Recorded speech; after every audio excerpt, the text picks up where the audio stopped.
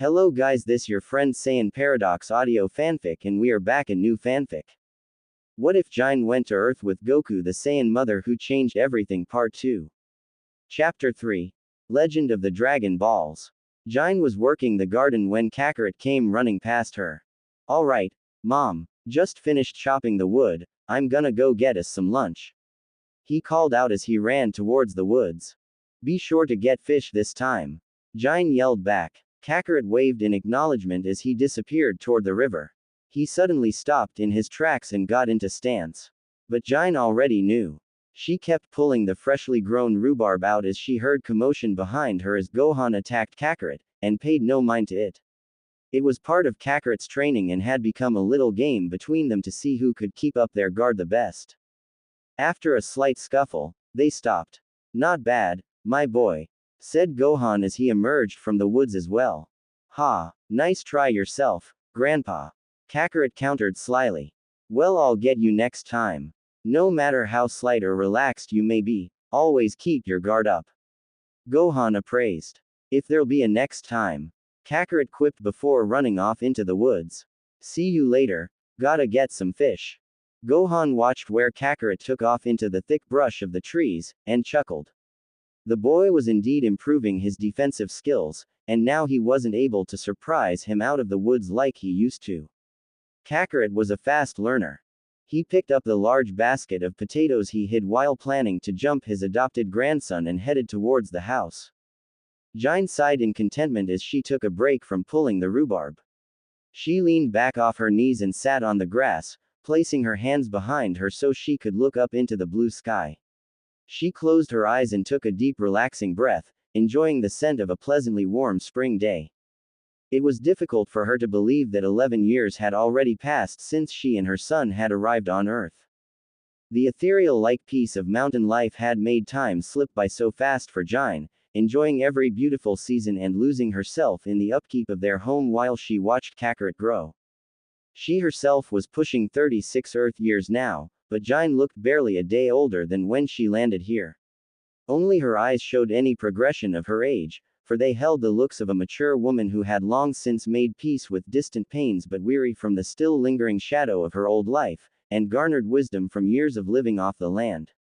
She sighed again after her short break and was about to continue harvesting when Gohan came up behind her. What's with all the sighing?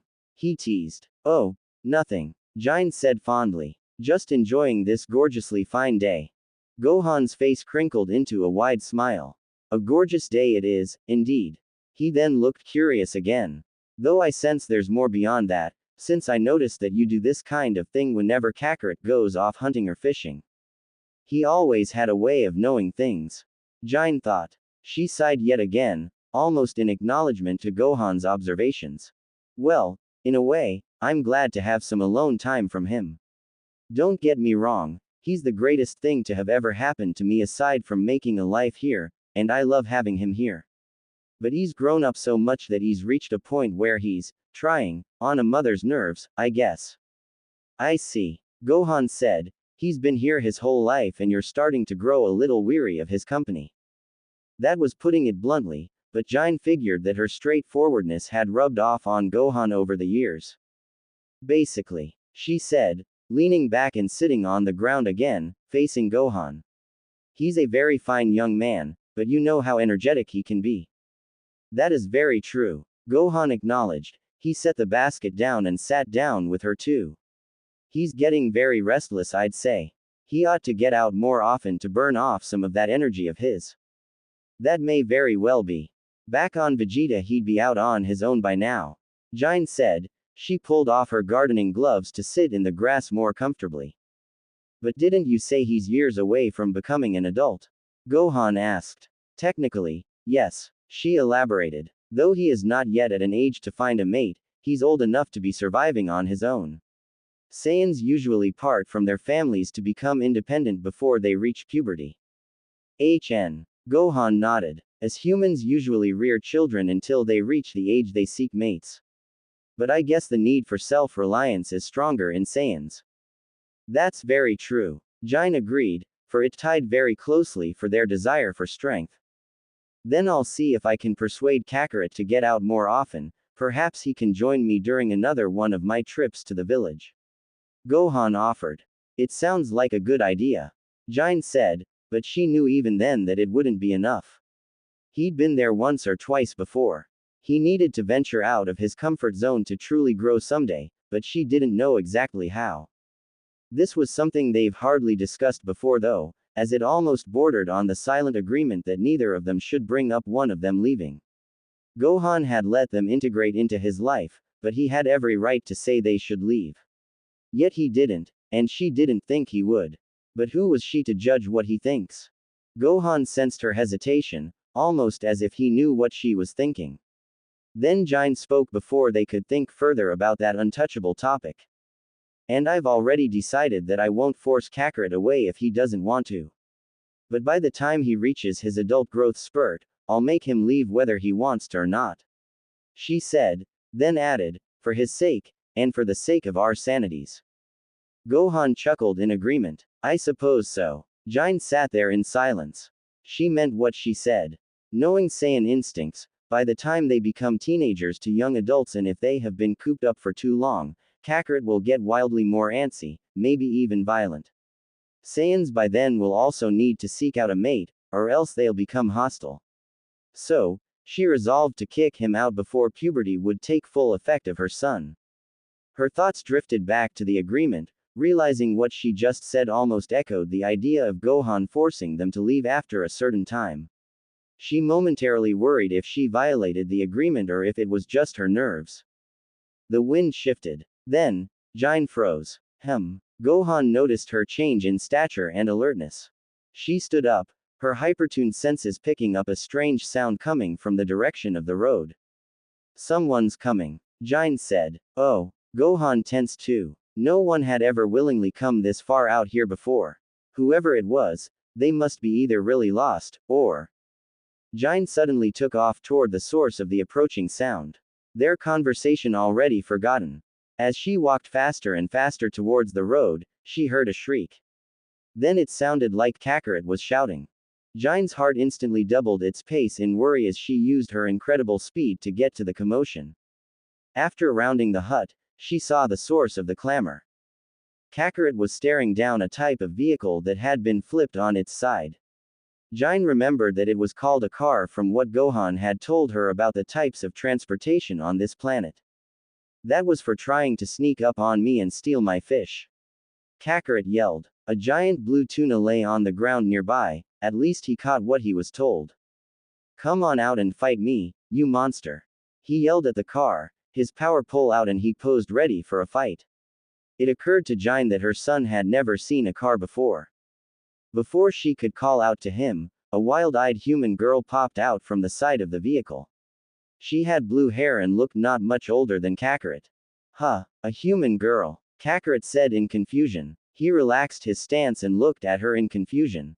Get away from me, the girl suddenly yelled, pulling out a handgun and fired at Kakarot. He recoiled as the projectile struck his head. Kakarot, Gine screamed, her maternal instincts in full swing. She rushed toward her son. When she reached him, she instinctively shielded him from the girl in case she fired at him more but saw that he was fine. Ow, holy cow, what was that? He groaned, rubbing his head from where the ballistic projectile struck him. Her worry was quickly replaced with anger as she turned towards the girl in the car. Why did you shoot my son? Gine demanded. The girl didn't respond, her eyes were the size of dinner plates. Gine figured she was in shock by how a woman could appear out of nowhere. And this made Gine angrier, and the last thing anyone should do was make an already pissed off mother defending her child even more pissed. Faster than the girl could see, Gine punched through the side of the car with one hand like it was made of paper mache and snatched up the girl by the front of the pink dress she was wearing. The girl yelped in alarm, then tried to bring the gun to Gine's face but she swiped it out of the girl's hand with her free hand, crushing it in her grasp without noticing it. Why did you shoot him? Gine yelled in her face. The poor girl was frozen in terror, utterly speechless as her mouth was agape at seeing her handgun taken and crushed. Gine almost felt sorry for her, and feeling slightly bad for causing such duress to her, but she did attack them first. Having enough of this girl trembling and not getting any answers, Gine moved her free arm as if she was going to strike her, hoping to get her to react. The girl then threw her hands up. Ah, wait, please. I am sorry. Please don't hurt me. I didn't mean you any harm. Gine stopped, glad her little bluff worked. She let go of the blue-haired girl, who stood there with her hands up in surrender. Well, if you don't mean any harm, then why did you shoot my son? She repeated her question. Speaking of which, Kakarot was on his feet again, by her side with his power pole out and ready. Yeah, what was all that for? Kakarot demanded. The girl went even more bug-eyed. You should be dead, kid. She said bewildered. What in the blazes is going on out here? Gohan yelled as he rounded the corner of the hut. Oh, he said with some curious interest when he spotted the girl. Well, he's not. So why did you attack him? Gine repeated impatiently to the girl. The girl looked between her and Kakarot, still shaking the bewilderment from seeing the kid still standing from being shot in the head. Coming to her senses, she said, it was an accident. He flipped over my car. I thought he was going to attack me. You hit me with that thing. Kakarot accused, pointing towards her flipped car. You came out of nowhere. The girl yelled back defensively. Kakarot yelled, I thought you were trying to steal my. Enough. Gine shouted to both of them, trying to quell the argument. When they both quieted down, she turned to Kakarot. Kakarot, say you're sorry for flipping this girl's car over and frightening her. She told her son. Kakarot looked at her in confusion, and she looked back at him sternly. Knowing not to question his mother, he bowed towards the girl. I'm sorry, he said, not really meaning it. Then Gine turned to the girl, and you, apologize for attacking my son. The girl looked indignant, but by this point knew better than to go against someone who looked like she could literally break her.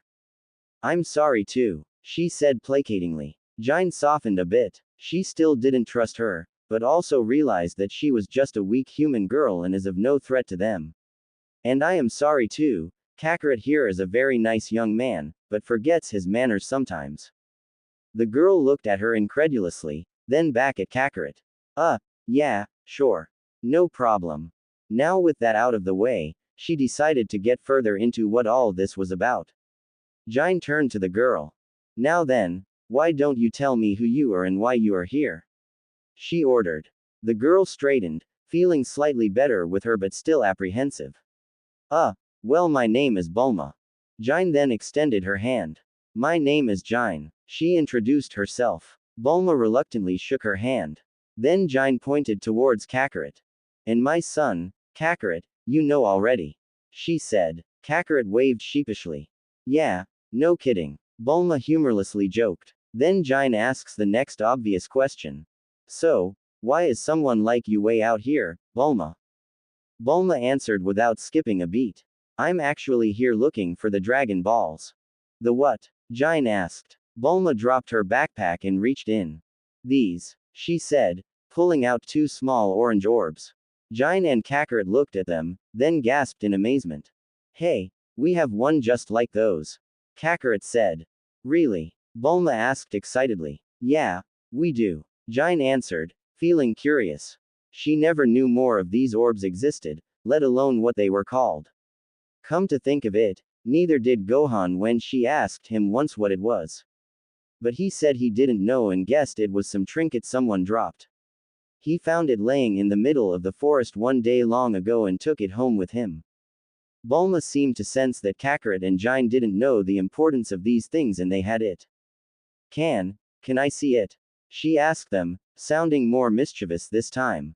Gine was hesitant but Kakarot spoke up for her. Sure. He said warmly, already forgetting the tiff from earlier. It's up at our place. He pointed toward the hut and Gohan. That's my grandpa, by the way. Kakarot added. Oh, cool. Hello. Bulma waved at the old man, and he waved back smiling warmly. Why don't you come on in? We were gonna have lunch anyways, so you can tell us about these Dragon Balls.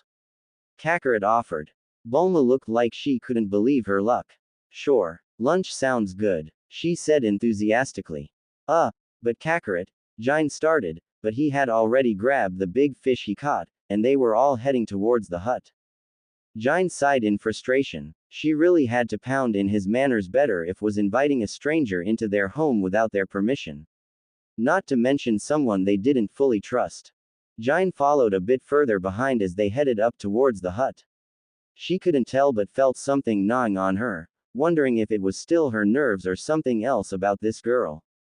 She cleaned and cooked the giant fish Kakarot caught while Bulma chatted away with Gohan and Kakarot. She was feeling rather unsettled, since this was the first time they've ever had a visitor in their home.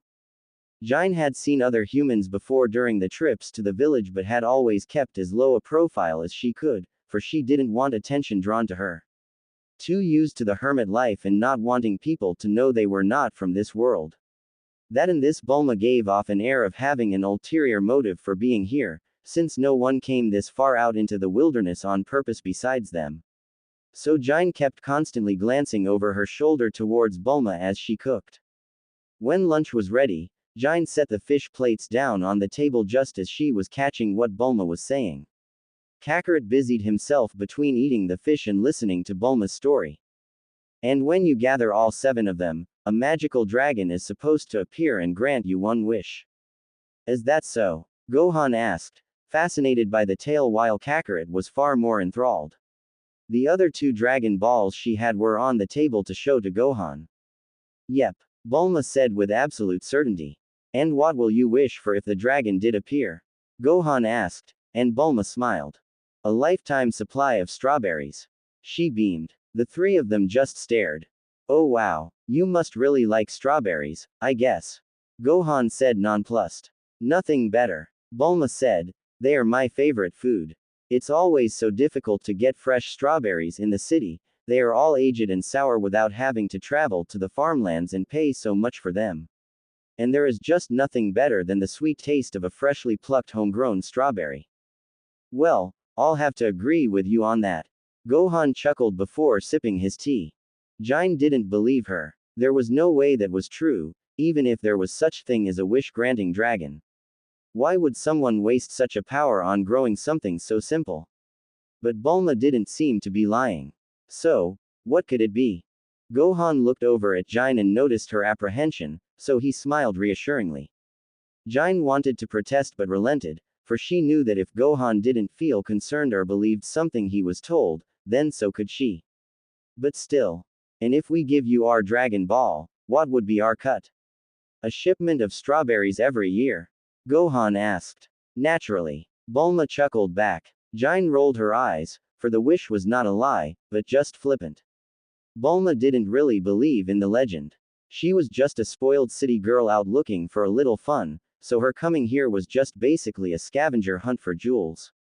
She was now slightly embarrassed by being so suspicious of this girl that they practically manhandled for bumping into Kakarot. She was no threat at all. So, she felt herself ease up a bit. Very well, then, I guess you could have it. Gohan said. He got up and picked up their Dragon Ball from its velvet resting place on the shelf.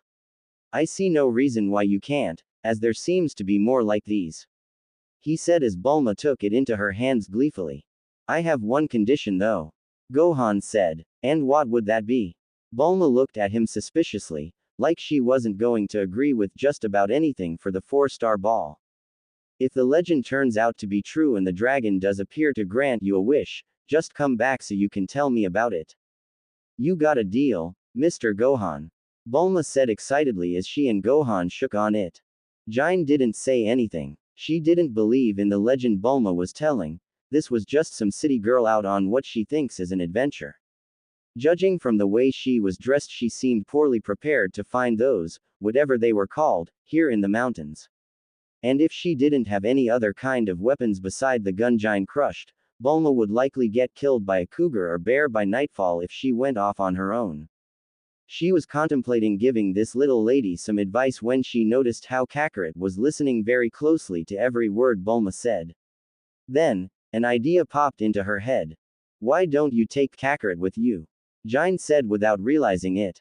They all looked at her, surprised at her proposal. He knows the woods and the mountains better than anybody. He'll help you find what were they called again? She asked. Dragon Balls. Bulma answered. Right. Dragon Balls. He can help you find them in no time if they are around here. Bulma looked to Kakarot then back at Gine. Well maybe, but I don't think they'll all be out here. The two I found were several hundred miles apart, including the one you have. Gine thought this new information over, but regardless of if she needed him or not, she wanted to stick to her idea that her gut was telling her to do. Either way, you should take him with you. No offense, but you don't seem well prepared for an adventure.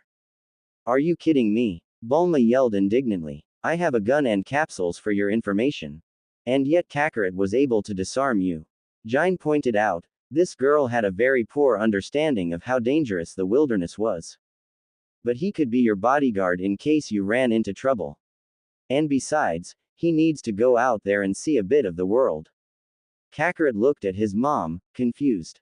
I do. Bulma looked at his mom, he hasn't been out much. No, he's been here all his life. I do think a little adventure would do him nicely. Gine said. Bulma looked to Kakarot seeking to know if it was true. Is that true? You've never been anywhere. Yep. Lived here my whole life. Kakarot answered. Bulma looked to Gine and back at Kakarot. Sure. Why not? I could use a little extra protection and some company.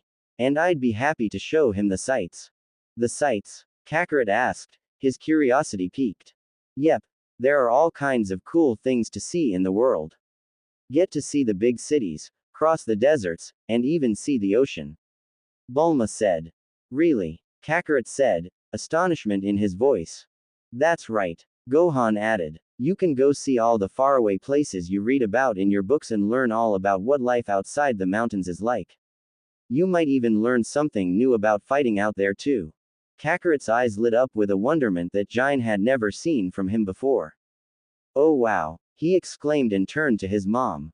Can I really go with Bulma, Mom? Please. Gine sighed in embarrassment and relief. I just told her to take you with her, sweetie. Of course you can go. Alright. Kakarot jumped in joy, unable to contain his excitement. Then we have no time to lose. Grab your stuff and let's get going. Bulma declared. Kakarot hastily finished his lunch and grabbed his power pole. Bulma opened a capsule on the ground outside that made a motorcycle pop into existence. Kakarot was ready to leave but stopped. How long will I be gone? He asked them in general.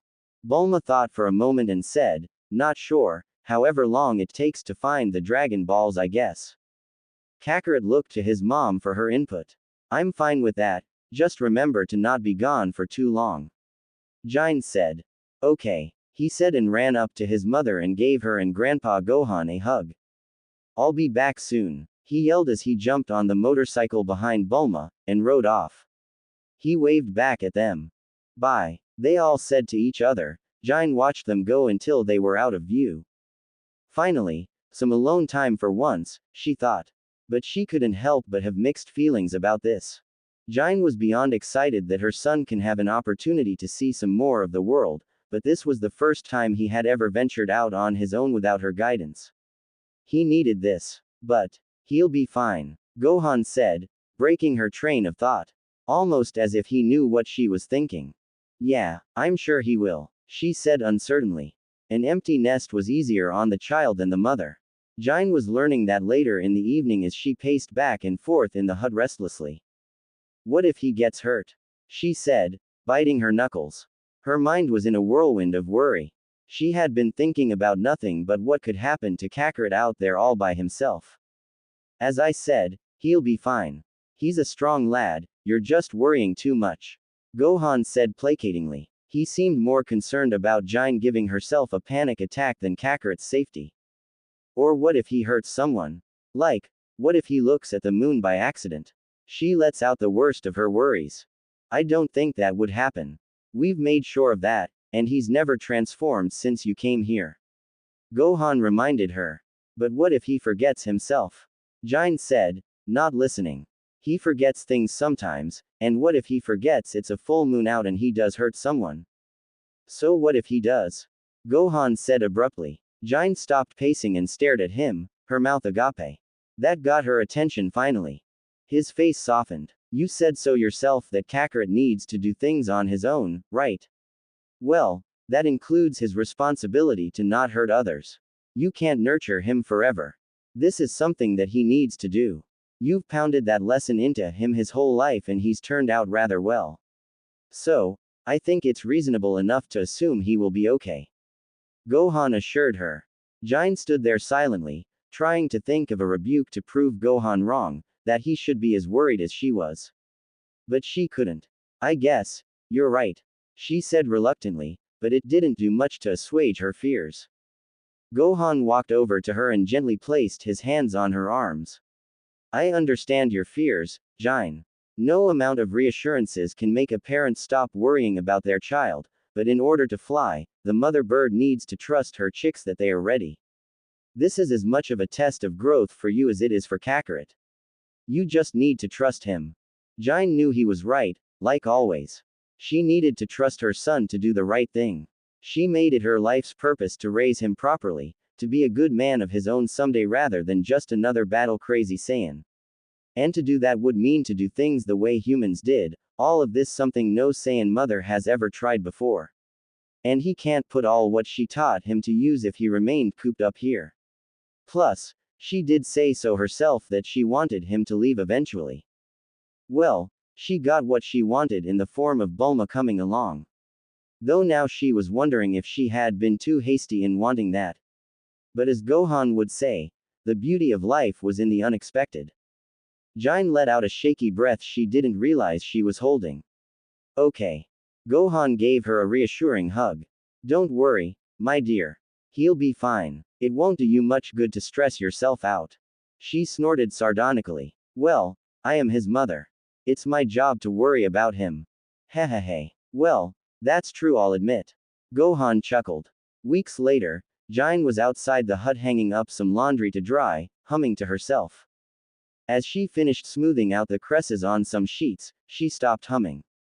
There was another sound, another kind of humming she could hear, a strange put-put noise from the sky. Gine looked high up to see a yellow streak heading straight towards her. She tensed, not sure at what she was seeing should make her feel threatened. The yellow streak arced sideways. It was a puffy yellow cloud leaving a contrail in its wake, humming along like it was a motorized contraption. On the cloud was a dot, and as the cloud got closer, that dot grew to resemble that of a little boy on it. Hey Mom, the boy called out from the cloud. She immediately knew. Kakarot. Gine cried out with joy.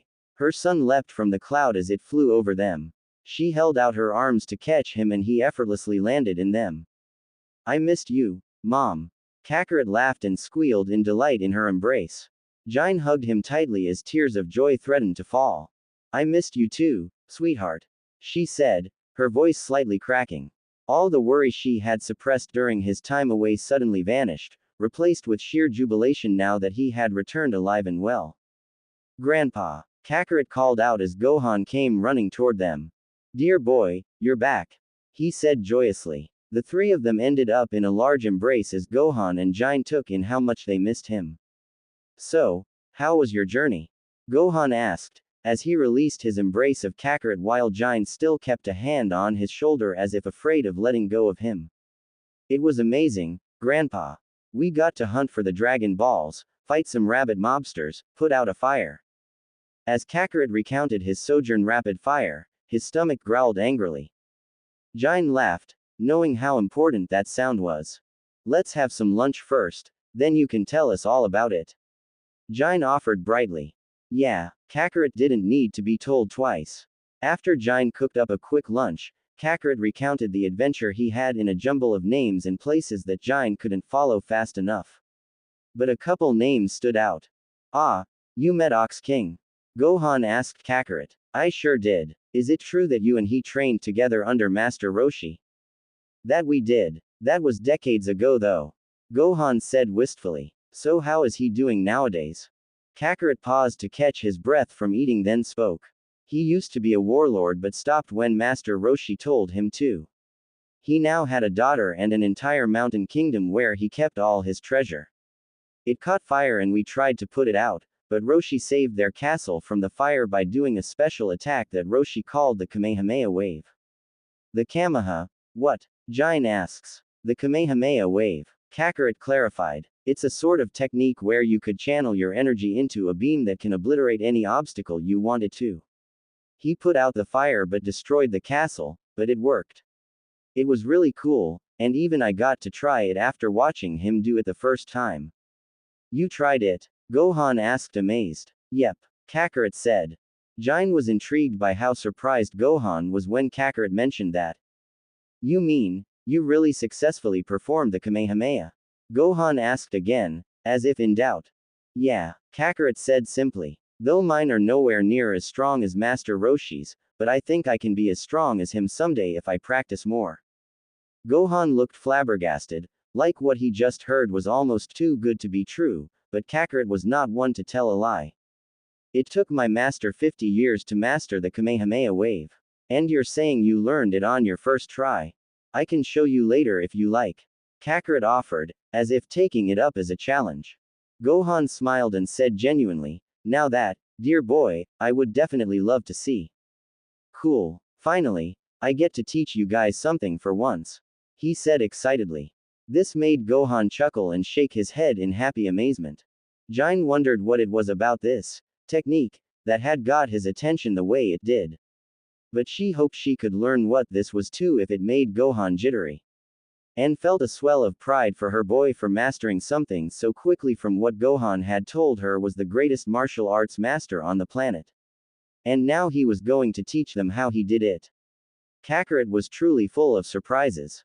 She then decided to ask, Kakarot, what was that strange thing you were riding on the way here? It was the flying Nimbus. He answered quickly. It's a magic cloud that can take you anywhere you want to go as long as you were of pure heart. Pure of heart, huh? Gine said. Yep. So far only I and the Ox King's daughter, Chi-Chi, could ride it. Everyone couldn't sit in it and just fell through it.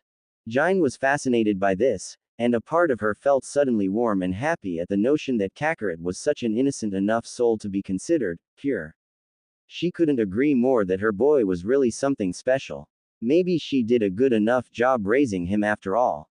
Oh, and by the way, Mom, the Ox King is single. Kakarot said nonchalantly. At first, she didn't know what he meant, but when it sunk in, Gine's cheeks turned into several shades of red. Gohan was on the verge of laughing. Gine fidgeted with her tea, trying to ignore the uncomfortable silence from Kakarot, as if he was waiting for her to respond. That's good to know, she said tightly and refused to say anything more about it. Well, almost did a good job at raising him, she thought. Gohan couldn't stop grinning but decided to bail Gine out and change the subject. Where did you get the Nimbus from? Asked Gohan. It was a gift from Master Roshi. Kakarot said. He's still keeping it real, Gohan beamed in nostalgia. He's incredibly strong and brilliant. And he said I can train with him if I want to. Kakarot beamed. Gohan looked very pleased. That's very great news, Kakarot. Roshi is very selective of the students he would take in, so you must have made quite a first impression on him. Oh yeah, we did alright. Kakarot answered without explaining. Gine wondered what more there was to how that happened. Before she could ask, Gohan asked, was the legend true? Said Kakarot. Did a magic dragon appear after you gathered the Dragon Balls? Gohan clarified. Oh, yes, it did. Kakarot replied. It granted a wish after it was summoned. Gine was surprised, as was Gohan. It was fantastical tale when they heard it, and neither of them fully believed it. But for all of Kakarot's faults, he was honest to a fault. And if he said it happened. Apparently, Bulma wasn't lying after all. Amazing. Well, what did you wish for, dear boy? Gohan asked in astonishment. Panties. Kakarot answered simply. Gine almost choked on her tea, and Gohan looked in horror. What? Was all he could say. Oolong, the shapeshifting talking pig I told you about earlier, he wished for some panties. Kakarot clarified. It didn't reduce the shock though. Gohan shook his head. Oh dear, sounds like something Master Roshi would do. Gine looked horrified too, not wanting to dare ask what else Roshi would do. Was he supposed to be a martial arts master or some kind of pervert? Or even both? And Kakarot was going to train with him. But another thought entered her mind. The Dragon Balls really did grant wishes. It repeated again. That idea she couldn't get out of her mind. It saved the world though. Kakarot replied, breaking Gine's train of thought. She and Gohan looked at him questioningly. We weren't the only ones looking for the Dragon Balls. There was this little evil guy named Pilaf who wanted to gather the Dragon Balls and wish himself to be the emperor of the world. Oolong used the wish before he could, so he saved the world. Kakarot said. Gine and Gohan were dumbstruck. This was a really strange tale from Kakarot. But if a magic wish-granting dragon was real, then who knew what else was possible?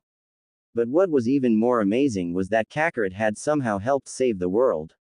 And if what her son said was true, then Gine was beyond glad that Kakarot ventured out into the world when he did, or else they'd all be slaves to some distant tyrant, something that hit a little too close to home for her. Gohan was right. The beauty of life truly was in the unexpected. Another question came to her mind. But what happened to the Dragon Balls?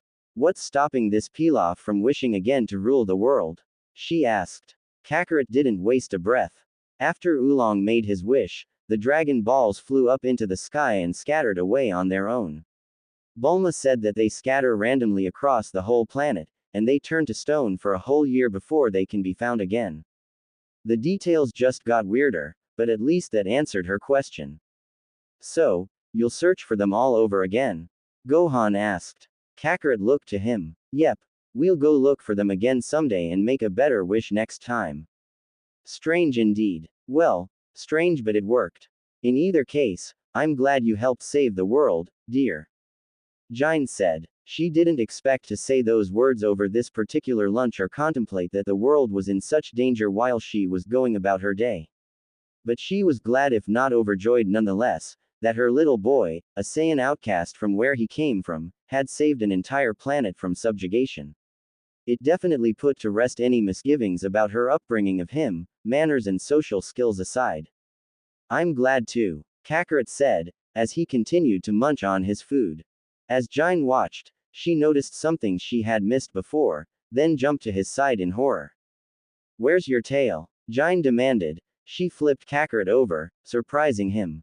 She inspected her son's lower back and sure enough, there was a scabbed over stub where his tail ought to have been.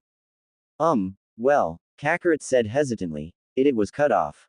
What? Why? Gine demanded. She looked intensely at Kakarot, waiting for his answer. He looked at his feet, ashamed. We were held prisoner by Pilaf in his castle. There was no other way to escape. So, he paused, trying to get the word out under the accusing stare of his mother. So, I had to look at the full moon. He admitted. Gine took in a sharp breath. She was terrified something like this would happen. But Kakarot continued. I went to Zaru so I could get strong enough to help us escape. I did break us out, but I got too out of control, they said. So, they cut my tail off before I could hurt anyone. Gine sat there in silence, feeling a surge of horror that her son was kept imprisoned, and enraged at this, Pilaf. If she ever set eyes on whoever he was, she would not hesitate to vaporize him on the spot for harming her son. I'm sorry, Mom. I know you said I should never ever look at the moon. But there was no other way out of there. And my friends were in trouble. I had to. Kakarot finished, his voice choking and on the verge of tears. Realizing the truth, Gine hugged her son tightly. It's okay, sweetheart. She shooshed him before he could start crying. I'm not mad. In fact, I'm actually very proud of you. Gine said, surprising Kakarot. You saved your friends, and no one was hurt. That's all that matters. Gine said to him. She did genuinely feel happy that her son's first transformation was out of a noble purpose and helped save the world. Sure, he lost his tail, but until it grew back, he wouldn't have to worry about looking at the moon for a while. Kakarot hugged her back. Thanks, Mom. He said gratefully. They parted from their embrace and Kakarot dried up his tears. So when will you head to Master Roshi? She asked, changing the subject. I'm thinking I'll leave tomorrow, unless you want me to stay. He offered. For an instant, Gine thought of telling him just that his brief stint out into the world was enough. After all, he saved the world, which was something almost no one else could ever say in 1,000 lifetimes, and lost his tail, so it should be plenty of experience for him. But Gine found that she couldn't do that. As much as she missed him and despite her apprehensions of the world, she wanted to not hinder his growth as a person. No, you can go train with him. Gine said at last. Yay. Thank you, Mom. Kakarot leapt into her embrace again. But she wasn't gonna let him go that easily. But promise me you come back right afterwards, alright? She demanded. I will, I promise. Kakarot assured her. They finished dinner and Kakarot helped them out with their chores for the night, before leaving in the morning to go train with Master Roshi. In the meantime, he told her more of his adventures, so she got a better idea of what he said earlier. She was really fascinated by it all. By how he made new friends and saw new places and grasped the state of human affairs enough to try and fight against forces of evil from armies to demons to mobsters. It almost made her envy him to go out and see it herself someday. Kakarot was drifting off before long, so she helped him to bed, carrying to the upper floor of the hut that was the room she shared with her son, and tucked him into his cot. She watched Kakarot as he snored away. She hadn't felt so calm since she first got settled in on Earth, so happy that her boy was home, even if it was just for one night. Gohan went off to bed soon afterwards, wishing her good night as he tidied up downstairs. But Gine didn't go to sleep thought. Instead, she lay in her bed across from Kakarot's and stared at the ceiling, lost in thought. There was a part of Kakarot's story that she couldn't stop thinking about. The Dragon Balls did grant wishes. She found it really hard to believe such a thing could exist, but her son never lied to her. Or at least, not lie very well. But she trusted his judgment enough that the wish granting was legitimate. And it made her wonder, could this dragon grant any kind of wish or were there limits? Perhaps, say, wish for eternal life. Go back in time. Or, maybe even bring people back from the dead. Kakarot fell asleep before she could ask him about what the Dragon Balls could do, but she could always ask him later. But a part of her didn't want to. The part of her that had long since grieved for the other two Saiyans most important in her life. The pain of that loss never went away, but it had lessened to an aching memory during her time on Earth. It was a pain that Gine learned she had the strength to live with. But now with this newfound possibility of bringing them back to life, something she never would have dreamed of, Gine was afraid that if those questions were not answered as she hoped, then that old wound would be ripped open anew. Later that night, Gine wept quietly in her bed. She cried like she did after they first arrived on Earth, but now it was not from grief but from fear. Fear of feeling the pain of loss all over again and losing whatever will she somehow gather to keep going. So, she decided against asking about what those Dragon Balls can really do. She hoped that, if Kakarot ever asked her to help him find them, she would have the courage to say no. But I reminded Krillin that he didn't have a nose. Then all of a sudden, it's like he was never harmed by Bacterian. Kakarot exclaimed. Both his mother and grandfather then burst out laughing. Ha ha ha. Well, that's convenient, Gine quipped. They were all seated at the dining table waiting for the stove to warm up so she could cook dinner. Kakarot had just returned an hour ago from his latest adventure. This time he was gone for almost half a year, training with Gohan's old martial arts master, Roshi, and competing in some sort of tournament, as he was recounting to them now. Kakarot was so excited to tell them everything. His traveling had done him good in ways Gine never expected. He had become more independent ever since he first went off with Bulma, and had grown an insatiable curiosity in everything he saw and a thirst to see everything Earth had to offer, essentially making the world his to explore. It made Gine so proud that he had become quite an adventurer, and she couldn't be any happier to hear his exploits. The peace and quiet of his absence was certainly just as great too, but she did miss him so much sometimes. Then what happened? Grandpa Gohan asked. He knocked him down and gave him a taste of his own medicine by farting in his face. Kakarot replied. Gine and Gohan didn't laugh at that. He didn't have to tell them that gross little detail, but they supposed it worked for teaching that filthy slob a lesson. So, he won that match. Gohan said, moving the conversation along. Yep, he won that and made it as far as the semifinals. Who did he lose to? Some really good fighter named Jackie Chun. Kakarot said. Ah, so you meet good old Chun. Gohan said, sounding oddly nostalgic. Yeah, I did. You know him? Kakarot asked. Oh, we've met before in previous tournaments. Gine noticed a touch of slyness in Gohan's voice, as if he knew something they didn't. Did you fight him in the finals? She asked. Kakarot turned to her. We did. We went all out too, so I had to use every trick and technique Master Roshi ever taught me just to not get thrown out or beaten down. I bet you had to. He is one of the best fighters out there. He has a way of putting you to the test, said Gohan knowingly. To Gine it almost sounded like Gohan knew there was something about Mr. Chun that correlated with Roshi. And somehow should be kept secret. She'll ask him later. Yes, he did, he was such a good fighter that I almost wanted to look up at the moon. Gine turned toward him in alarm. You weren't actually going to, were you? Kakarot shrunk when he realized he shouldn't have said that. And no, I was tempted to since it would have been the only sure way to win, but I know you said I never should. Plus, there were people everywhere, so I didn't. Gine looked him in the eye, as if searching that he was telling the truth. He was. That's very good, I'm glad you didn't. She said finally and sipped her tea. Gine really was glad he considered all this but made a mental note to talk to him about never even thinking about resorting to such a reckless tactic to win something trivial like a competition. Also, it would have felt like cheating. I wanted to win the tournament in a fair fight. Kakarot added. Now that is the philosophy of an honorable warrior. Gohan remarked. Gine didn't entirely agree, for the Saiyan definition of honor was far more different than from what humans thought it was, then again it just meant winning a fight. If it was for the sake of fighting then yes, all for a good sport. But if your life depended on winning. Another thought entered her mind, overtaking her last one. Hang on, how did you not look at the full moon? You had your shades on? Gine asked. Yeah, Kakarot answered, then perked up when he remembered.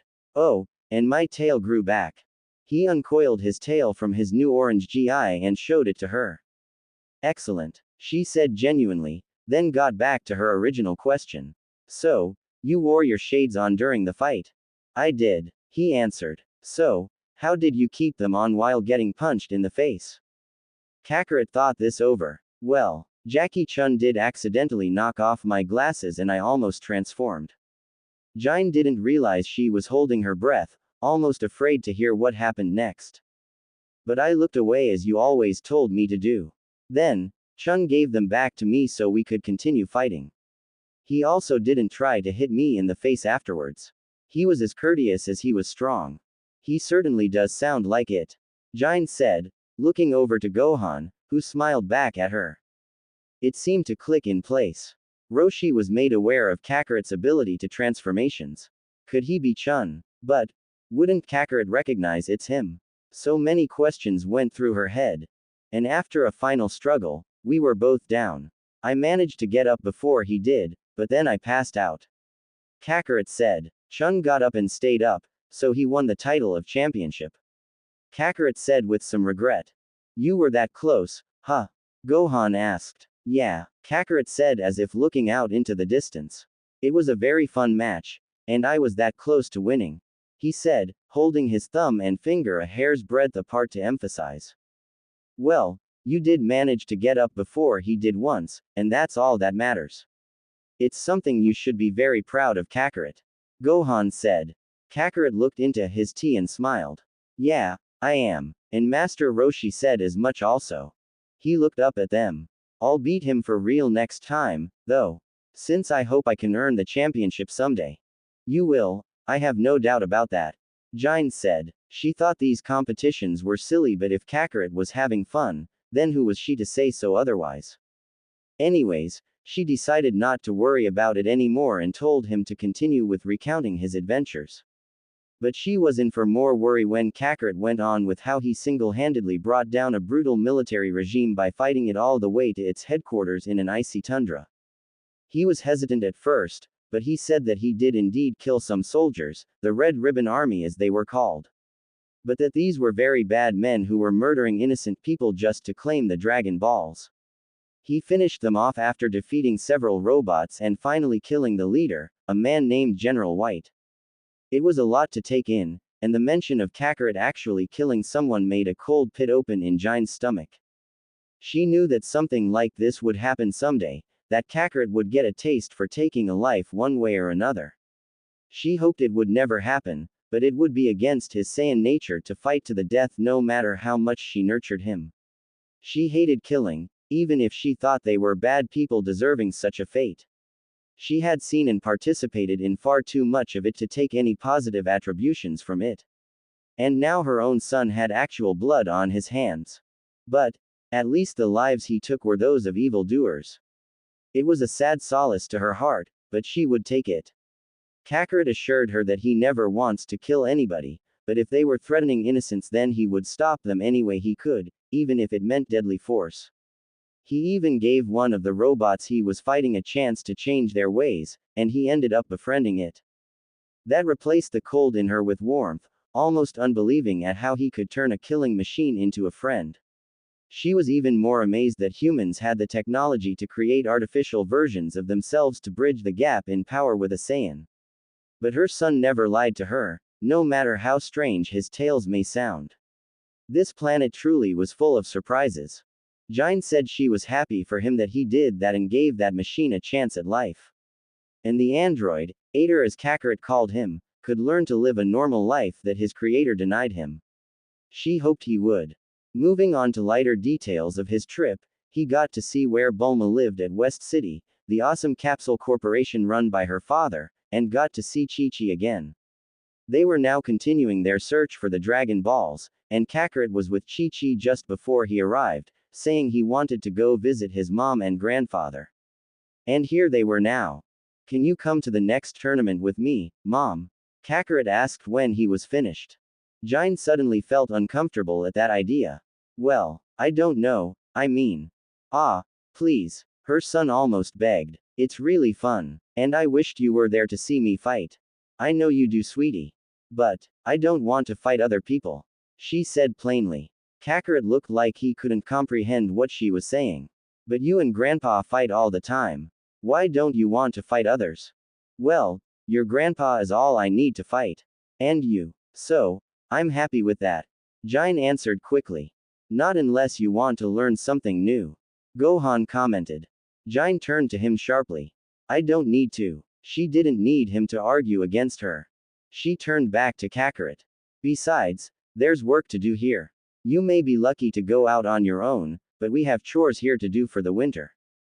You said that when I left to go train with Master Roshi, and it's winter now so there aren't as many chores to do. He complained. She remembered that. Kakarot begged her before he left for her to go with him, but she couldn't bring herself to leave. She said she had a lot of work on the grounds to do to get ready before the snow came, but in reality, she was just too scared to leave the place she called home for 12 years. She supposed she had gotten too used to the life of a hermit, but she felt set in her ways anyway. I know I said that, but I just don't want to go, that's all. She said unconvincingly. Kakarot looked puzzled. But why? Because, well, as I said, your grandpa and I fight all the time. There's no need to fight others. She tried to say.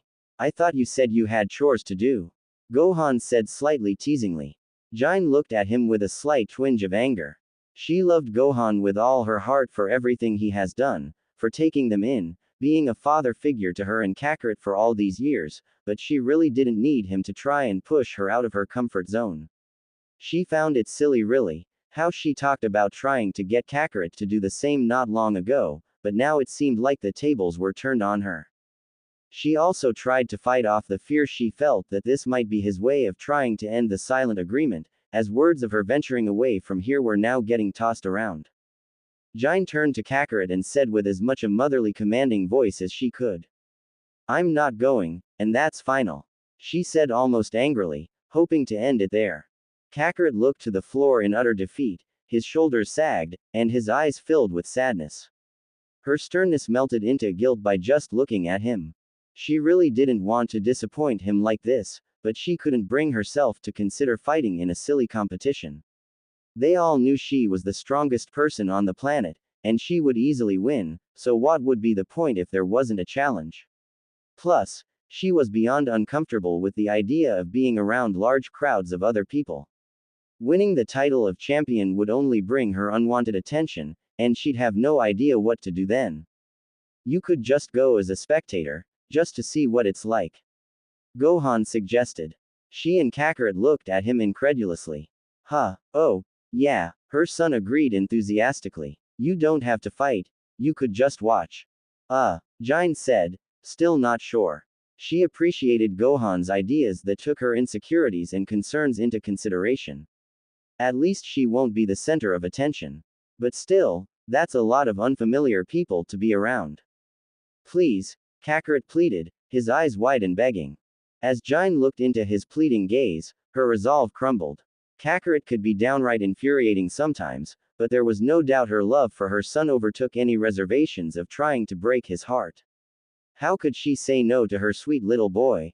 She sighed, finally caving in. All right, she muttered in defeat. Yay. Kakarot almost leapt out of his seat. But she lifted a finger up, but only as a spectator. Don't sign me up to fight. Understand? Kakarot lifted his pinky. Promise, he said, then wrapped his pinky around her finger like a handshake.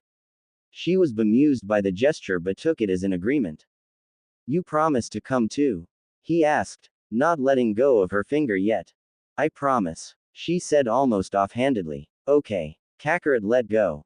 Right then, Gine changed the topic and looked towards the stove. The water was now boiling in the cast iron pot. Let's get dinner started, shall we? She said as she got up to prepare some mixed vegetables for chopping. Kakarot suddenly spoke up. Can we have a marriage for dinner? It took a full 5 seconds for Gine to realize what he just said, then she looked back toward him dumbfounded. Excuse me, was all she could say. I said can we have a marriage for dinner? He said again, as innocent as always. Gine blinked, having no idea what to say still. What did you mean by that, dear boy? Gohan asked, just as bewildered. Well, I was just curious but what kind of food marriage was. I almost had a bit before I got here, so I thought if mom could make some, whatever it is, we could try it. He said as if he was trying to explain a simple question, oblivious as to why his mother and grandfather stared at him agape. Gine shook her head in disbelief. There was a lot to unpack with what he just said, he couldn't possibly be that ignorant. Could he? And he almost had some. What did that even mean? Did he? Kakarot, she began, thinking that she should figure out how this big misunderstanding took root. Where did you hear that marriage was food? Huh? Kakarot asked, as if sensing that there must be a problem from how his mother was reacting. It's not a food. She really shook her head now. No, it isn't. Oh, he sounded slightly disappointed. What is it then? Gine had no idea how he wasn't aware of this social union concept, but she guessed that they never had to cover it in his homeschooling since there wasn't any immediate need to. Still, it would be better for him to learn about it now than in a more embarrassing situation. Well, it's when two people, mostly a man and a woman, take each other to be their partners for the rest of their lives. She tried to put simply. Take each other to be partners. Kakarot repeated, the concept sounding so alien to him. Yes, she went on. It means that they love each other very much and want to stay together forever. Gohan picked up where Gine left off. They have a big ceremony called a wedding where friends and family come to watch them commemorate the moment the man and woman declare their love for each other. Then they make a socially binding pledge to spend the rest of their lives together, where they become husband and wife respectively. That is what the saying, to be married means. Hence the word, marriage. He finished with a high note as if finishing one of his brilliant lectures. That's right, Gine agreed, grateful for Gohan helping her out. Oh, Kakarot took in this new information. So, when a man and woman love each other very much, they get married by saying they want to be with each other forever. Yes, Kakarot thought for a moment, trying to wrap his mind around this concept. But, does that mean any man and woman that says they love each other? Well, no, I mean, they could. Gine tried to elaborate. It's supposed to be between people who are not blood related but are very, very close. Like they have a very powerful emotional bond with each other, as if they can't stand being apart from each other. So, They make a promise to live together. Oh, said Kakarot. So, marriage means two people saying they love each other and end up living together. Yes. Mainly unrelated people who want to be together to start a family.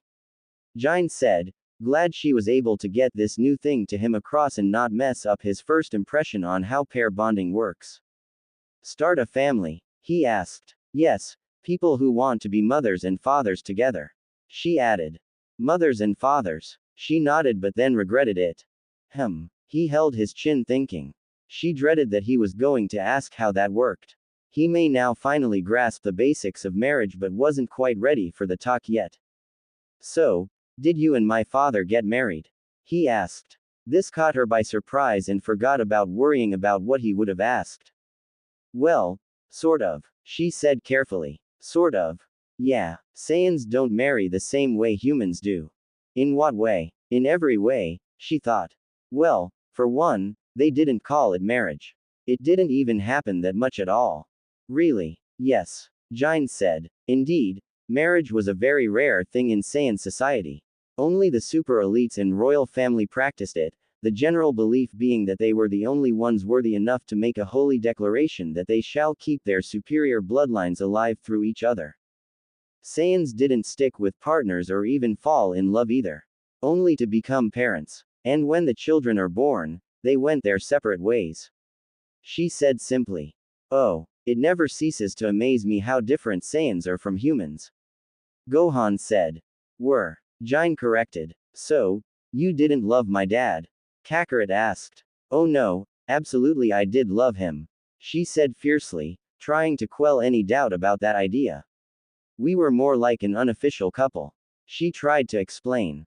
Unofficial? Like it means we were kind of married, just that we were not. She said, thinking her own answer sounded lame. How can you be married and not married at the same time? Kakarot said, confused. Well, it's not that. Like I said, Saiyans didn't join together as humans do. But the important part was that we loved each other. But you said we Saiyans don't love each other's partners. He pointed out. I know, and they didn't. But, we were the exception I guess. She figured it was as much of a guess. All other Saiyans in the bottom of the caste like herself were as cold as they can be, and she never knew another as gentle as she was. She had thought this over all her life, and she still couldn't figure it out. At least until she met Bardock. Sure, he was a stone-cold killer like any other warrior, but she saw something special in him that made her look up to him. And when she learned he did indeed have a soft spot, there was some good in other Saiyans after all. Sure, he never said he loved her out loud, but she knew he did in his heart somewhere, for he definitely stuck around much longer than any other Saiyan ever would and went out of his way to protect her. It was almost un-Saiyan-like. Exception. So, does that mean we are different? That I can stick around with whoever my partner is? Kakarot said. Gine forced herself to stop thinking about Bardock lest she risked getting upset in front of her son. Yes, Kakarot, you can. You are far kinder and more compassionate than any other Saiyan who has ever lived. I do hope you do find someone special to spend your life with and cherish, but you don't have to if you don't want to. She explained with a smile. Wow. Kakarot mouthed in near awe as he took her words into consideration. He truly believed his mother was very wise and knew him better than he knew himself and was grateful to be her son. But another question came to mind. So, how do the husband and wife become moms and dads? His mother's face paled. Well, this was an already interesting evening with trying to correct the concept of marriage. But now she may have to explain the concept of copulation to her son so soon. Ehem. Gohan coughed to interject. So, Kakarot, where did you hear that you were supposed to get married? Gine was thankful for the diversion from that awkward conversation. Then she recalled that Kakarot did mention that he almost had some marriage. However weird that sounded. Did that mean that? She turned to her son before he could answer Gohan's question. Kakarot, did promise to someone that you'll marry them. Kakarot thought for a moment. Oh, was all he said, like he just remembered something. What? Gine asked, worried about whatever it was. It's just that, I heard the word marriage from Chi-Chi. I thought it meant that she was going to have some kind of feast or something with me for saving her village. But, I guess she meant. Ah, Gine thought. Now she saw what the problem was. So, I'm supposed to spend the rest of my life with Chi-Chi. He said, disbelieving, realization hitting him. I guess that's what she meant.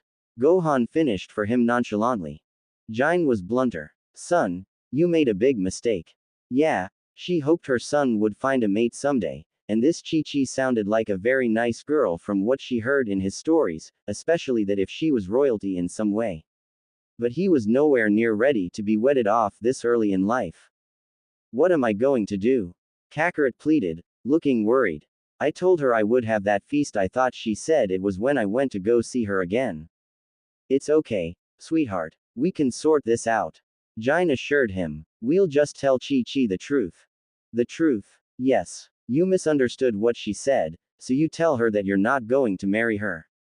Gine explained. Okay, but, Kakarot started, looking uncertain about something. But what? He continued. But I promised her I would come back for that. I don't want to break a promise. Gine felt touched that her boy was such an honest soul. But a mistake was a mistake. You made a promise on something you didn't understand. You shouldn't have to fulfill it if you were misled for any reason. Kakarot thought about that, then reluctantly agreed. I guess you're right. Okay then, Gine said, when are you supposed to see her? He shrugged. I'm not sure, I just told her that I would be back sometime.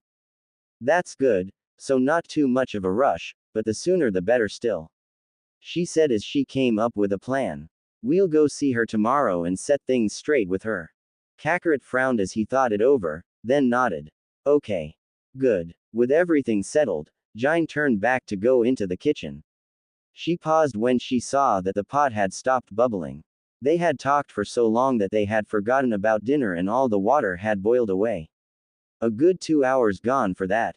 Leftovers? She asked them. The next morning after they were finished with their morning chores, Kakarot and Gine walked outside into the cold morning air.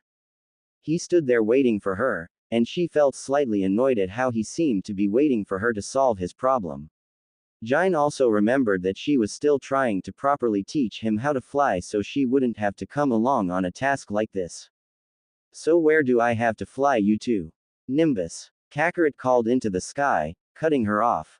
A few moments later, she heard the put-put sound of his favorite yellow cloud that came out of nowhere and stopped right in front of them. Kakarot jumped on and glanced at his mother. Come on, Mom. Jump on. Gine stared at the yellow cloud and remembered something. Didn't you say you have to be pure of heart to ride this? Yeah, Kakarot answered. Why? Gine looked uncomfortable. Well, I'm not sure if I'm. She tried to repress the thoughts of all the things she felt didn't make her worthy of being called pure. Sure you are. You're my mom. You have to be pure. He said plainly. She was moved by his words, but oh how little did he know her. Aside from their heritage and family, Gine never talked to him much about her past and she hoped that she would never have to. The painful memories of her serving as a planet-purging warrior still haunted her. Dozens of planets she helped conquer and millions of people she helped kill. There was nothing that would ever erase what she had done, even if she hated doing it. What was done couldn't be undone. Just try it, Kakarot urged. There was no way she could delay further. Bracing herself, Gine leapt onto the Nimbus without thinking. And landed on the soft and fluffy cloud like it was a mattress. Her jaw dropped. See, that wasn't so bad. Her son beamed at her. How? Gine wondered to herself, still not believing what she saw. How could she be considered good enough to ride a cloud that somehow knew if you were a good soul or not? Alright, let's go, Kakarot said as they took off, tearing her attention away. The cloud picked up great speed, flying faster than even Gine could. Below them, the mountains and forest of Paozu she had grown used to receded behind them. Once they reached a cruising altitude, the land before them gave way to grasslands and a vast desert way out on the horizon. They didn't talk as they flew since the wind was blasting past them loudly, so Gine was left to dwell on her thoughts. She was still struggling with the little revelation she was literally riding on. She was pure of heart after all. Even after all of the horrible things she had done. It was hard to accept, but a small part of her felt a weight lifted from her soul. She may not have been a bad person. But that would be for a higher power to decide, if there ever was one. Here we are. Kakarot shouted over the wind. Gine snapped out of her thoughts and looked around. They must have flown for a while since she didn't recognize this place at all. A single mountain jutting out of the desert, looking recently burnt but lush greenery was growing back on it. She could see a village down below, dots that were people moving about. They all stopped and looked up at them as they flew over, then started waving and cheering. Gine felt a pang of anxiety take hold as she was already getting attention in a very unfamiliar place with unfamiliar people. Even if it was a small village like the one near Paozu she visited before, it still made her chest feel tight. Kakarot. A voice called out from below. In the midst of the crowd, she spotted a towering hulk of a man she assumed was the Ox King. Kakarot did mention that he was a giant, but didn't think a human could be that large. Next to him was a young girl, probably as old as Kakarot. Clad only in a blue two-piece armored bikini, cape, and a pink-bladed helmet, she was waving to them and called out to them again. "Is that Chi-Chi?" she asked him. "Yep," Kakarot replied, sounding nervous. She could at least be a bit more modest, Gine thought. They made a slow arch on their descent and came to stop just a few feet off the ground in front of Chi-Chi and her father. After leaping off the nimbus, the girl gleefully ran up to Kakarot and hugged him, squeezing him tightly. The small crowd of villagers around them cheered. "I knew you'd come back." Chi-Chi squealed with delight. Kakarot tried to look pleased to see her, but he looked anything besides that. "Great to see you again, Kakarot," Ox King said as he approached, towering over them. Chi-Chi let go of Kakarot and held his hands, her smile was wide and full of joy. "I'm so happy you came back so soon," she said, then noticed Gine standing behind him. "Oh, hello. Are you Kakarot's mother?" Trying not to look too nervous in front of these strangers, she bowed politely. "Yes, I am," then extended her hand. "My name is Gine." "Hello, Gine. I'm Princess Chi-Chi," she said as she bowed in return and shook Gine's hand. "It's a pleasure to meet you, Chi-Chi. Kakarot has told me a lot about you." Chi-Chi waved dismissively. "Oh, please. The pleasure is all ours. My brave Kakarot here saved our kingdom twice already. He's my hero," she said with hearts in her eyes. Then Chi-Chi turned towards the giant behind her. "And this is my father, the Ox King. It is a great honor to meet you, Gine," he said with a smile. "Oh, well, thank you so much for that," she said cordially. Gine had never been welcomed with such high praise before, making her feel ever more awkward. "Oh no, thank you. Without Kakarot our kingdom would have long been destroyed by the fire and the Red Ribbon Army. You should be very proud of your son, Gine, he is a brave young man," Ox King said appraising Ly. Kakarot didn't like the spotlight he was in, shifting and looking away embarrassed. Gine felt his discomfort with being the center of attention amplifying her social anxiety, but she couldn't help but smile with pride at how humble he was acting while being hailed for his heroic deeds. Ox King continued, "We're so glad he came back so soon too, since Chi-Chi here was anxious to marry him. And now that we are all here," Chi-Chi stepped in, "we can finally get this wedding underway," she declared aloud, and all the villagers broke out into celebration. Kakarot looked very uncomfortable now, and his mother even more so. She knew that telling this lovely young girl that Kakarot couldn't marry her was going to be a difficult task for them, but would she really humiliate her in front of an audience including her own father? It made her want to just disappear. But she knew what she had to do. Gine cleared her throat. "Yeah, about that. I'm afraid there has been a misunderstanding." Huh. The smile on both Chi-Chi's and Ox King's faces fell. "I'm terribly sorry I have to say this, but my son cannot get married yet," she said, hoping to get to the point but added the yet to soften the blow of such news. "What?" Chi-Chi exclaimed in shock. The villagers suddenly fell silent. Gine felt all eyes were now boring in on them. Kakarot fidgeted nervously and she squeezed his shoulders reassuringly for him as well as for her to keep her courage up.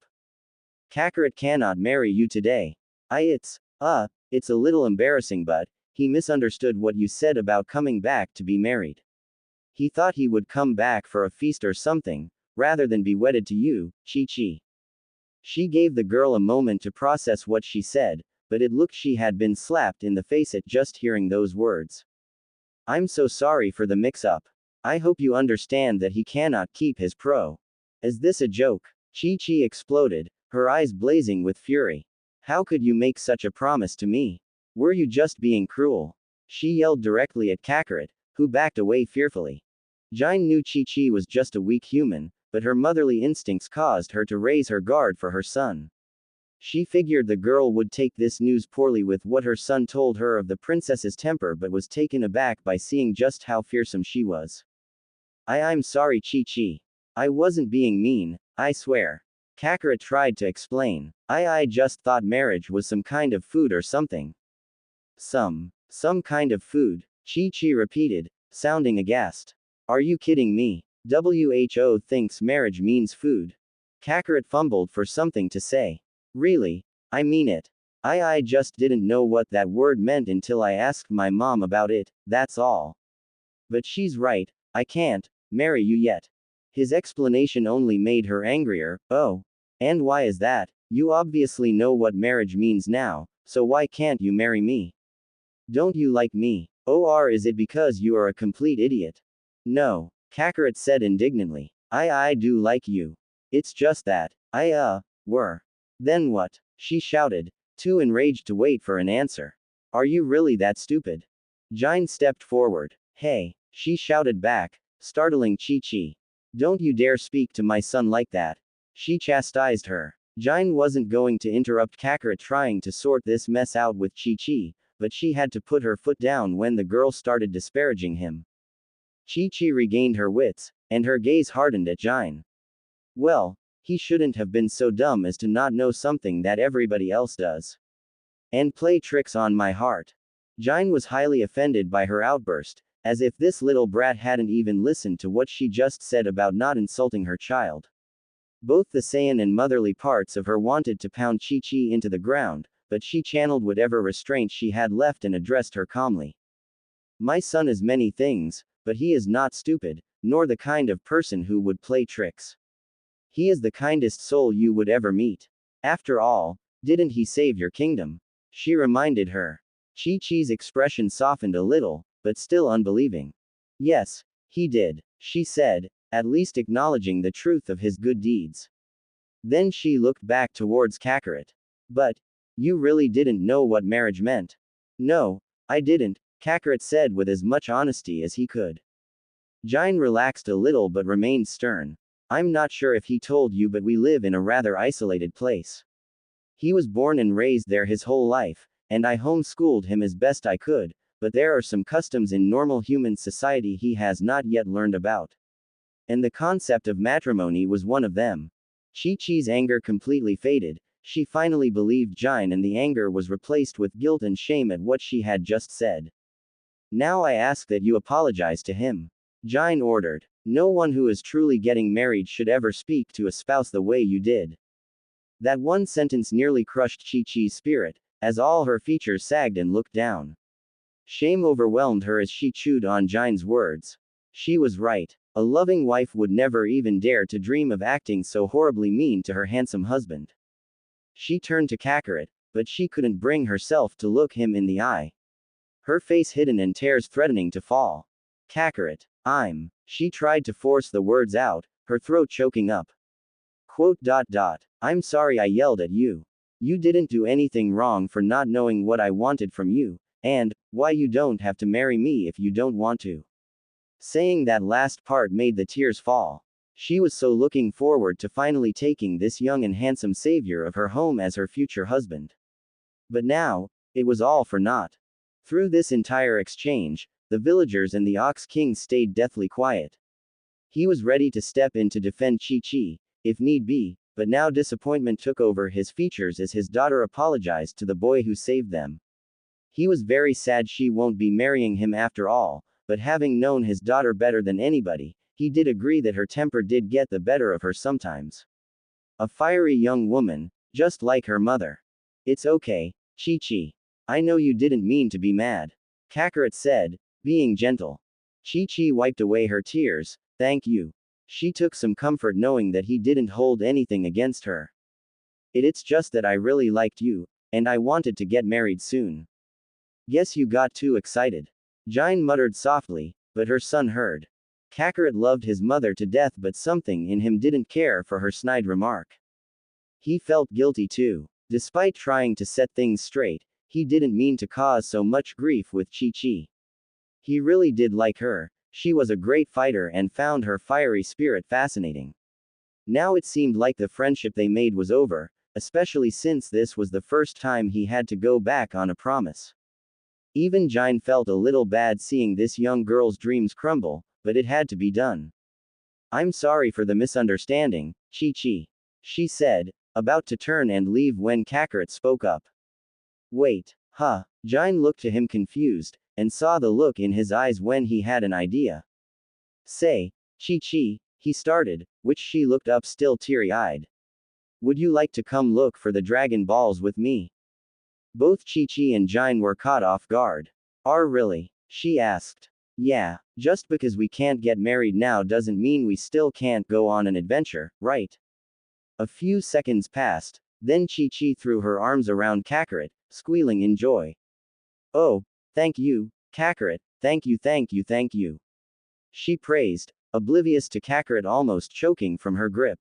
The villagers were taken aback, but seeing their princess happy about something again made them applause. Ox King was surprised as well but decided to clap along as his daughter and Kakarot made peace. Gine stood there not sure what to say or do. They came here to stop the wedding, and already he's backpedaling with this girl. She wasn't sure how Chi-Chi could be as nice as Kakarot made her out to be in his stories. Gine was astonished at how Chi-Chi could be so emotionally volatile, seeing her go from joy to rage to despair to joy again in a matter of minutes. She wasn't sure what Kakarot saw in Chi-Chi, but she wasn't going to stop him since she's helped him enough already. If he wanted to have her tag along on his adventures, then it was up to him. After he made it clear that he was choking, Chi-Chi let go of him, embarrassed. Sorry. Was just so happy. I know you are, Kakarot said as he rubbed his neck. Well, we better go, Gine said, trying to put an end to whatever sabotage Kakarot was making on her efforts. Ah, really? Chi-Chi said with disappointment. Yes, she said firmly, not wanting to lose her patience with this girl or her son. I'm glad we got this sorted out. Ox King decided to speak up. Gine didn't agree with these new developments but was glad they won't start a wedding right now. Me too. She bowed politely. It was a pleasure to meet you, Ox King. Oh, likewise, he said in return, still hopeful that things will work out. Come on, Kakarot. Oh, alright, he said resignedly, then held Chi-Chi's hands. I'll come by to let you know when the quest starts. Chi-Chi was more than ready to accept but stopped and looked up at Gine frightfully. Are you okay with this, Gine? She asked, as if by extension wanting her permission to court her son. Gine couldn't fathom why Kakarot suddenly wanted to continue contact with this girl again. But as long as they weren't getting married now, then her job was done, and they could do as they please short of making decisions they were too young for. Yes, I am okay with it. Yay. She jumped with joy as if Gine had given her blessing, then turned to Kakarot alluringly. Then it's a date, Chi-Chi said, then kissed him on the cheek. He normally wouldn't be embarrassed by such things, but his cheeks flushed red. Not wanting to be kissed in front of his mom. I'll see you later then, he said, collecting himself, then hopped on the flying Nimbus. See you soon, my hero. Chi-Chi called out from below as everyone cheered and faded into the background behind them. On the ride home, they didn't talk for a good stretch of the way home until Gine broke the silence. Kakarot, why did you promise to meet her again? He looked over and smiled, because I didn't want her to feel bad, that's all. Gine was confused, but then, you wanted to cheer her up. Yeah, Gine thought for a moment. She didn't entirely like Chi-Chi with the way she let her temper get the better of her. But she did have to admit that girl had the fiery spirit that any Saiyan would find attractive in their counterpart. Just like how Bardock first met her, so fiery in their arguments with each other turning into moments of passion. How could she have missed it? But still, you didn't have to do that, you know. I know, he said, Then added, but I wanted to. It's because she's a great fighter, isn't she? Kakarot felt caught. Yeah, she is. Gine chuckled. Sure, Kakarot was a kind-hearted soul that didn't hold ill to almost anyone, but he still was like any other Saiyan boy on the verge of manhood. They couldn't say no to a woman who could put up a good fight. Plus, she's the only other person pure of heart to ride the Nimbus. He said, patting the cloud they were sitting on. She's a good person, Mom. No doubt about that. Gine totally forgot that detail. Remembering that if she was good enough to ride it despite all of her horrific wrongdoings, then would a young girl be too? Could this cloud really be the ultimate judge of character? She guessed it was. Well, if you really like her that much, you two can get married someday if you want to. But you should still wait until you are older and at least get to know each other better first. It wasn't her giving her blessing for them to marry, but once he was old enough it will be a choice he has to make on his own. Okay, Kakarot said, and they continued on towards home. Judging from his answer, she guessed the wedding won't have to be called off. Master Roshi told me to rely on my own strength, so I've been making my way around without the Nimbus to get ready for the next tournament. Running on foot across land and swimming across the sea. Gohan was taken aback by how Kakarot had been able to pull off such feats just to prepare for a competition, but also not surprised as well, given his abilities. That's amazing, my boy. You'll get stronger much faster that way, and pushing yourself with such handicaps is a good way to challenge your strength as a martial artist. Quite the turtle hermit way indeed. He did have to inwardly chuckle at how literal Kakarot had taken his former master's philosophy on training as actual instructions. But he guessed for a Saiyan, it's probably the only way he'd get stronger anyway.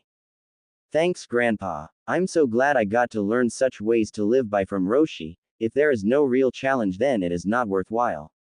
Kakarot beamed happily.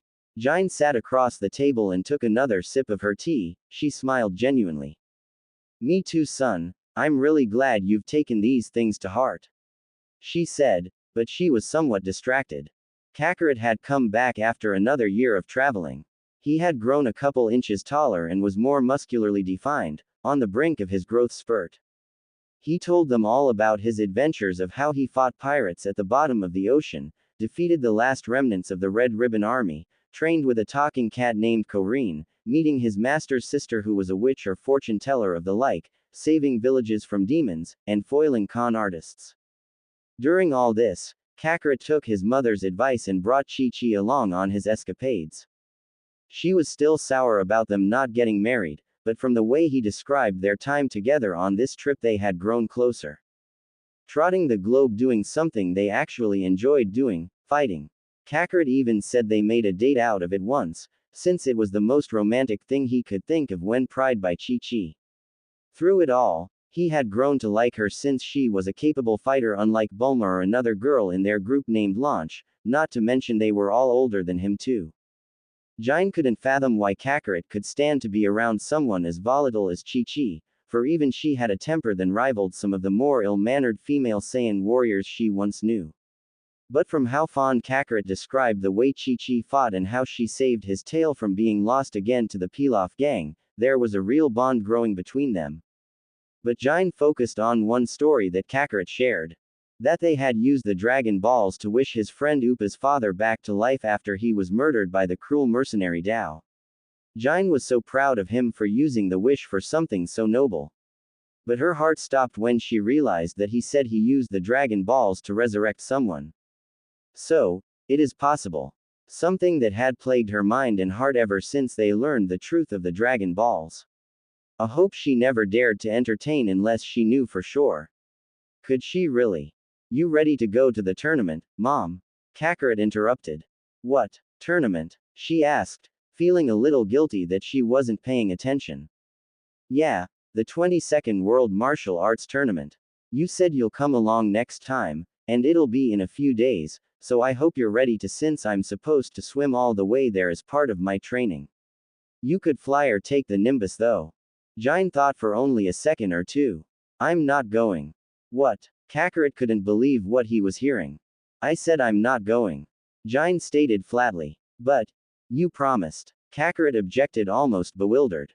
I did, she said just as bewildered. Yeah, you did. You said you didn't want to fight but you'd come to watch instead. No, I did, she paused, then let out a sheepish, oh. She did remember, but only vaguely. It was almost 3 years ago, and she mostly said it to please him. But now a promise she didn't mean to make had come back to bite her. Yeah, you definitely did. Kakarot reminded her. You said you'll come to the tournament only to watch, but I would really like you to come along, Mom. Gine considered it for a moment but still felt resolute. She hadn't meant to mislead her son for something she wasn't serious about. But something in her made her ashamed and not wanting to look her son in the eye if she followed through on this. You promised. Kakarot reminded her one last time, his eyes wide and pleading. Her resolution faltered at that. Who was she to break a promise to her own child? Sure, the prospect of stepping out of the safe confines of the mountains into the crowded world terrified her, but she would do anything for her little boy, especially to cheer him on. She let out a long sigh. Okay, I'll go. Kakarot jumped and cheered. Yay. While Kakarot celebrated and hugged her in many thanks, she tried to suppress the anxiety that was beginning to bubble up. I'll go with you too. Gohan said, wrapping his arms around both of them. It would be nice to see the big city again, as well as catch up with Roshi.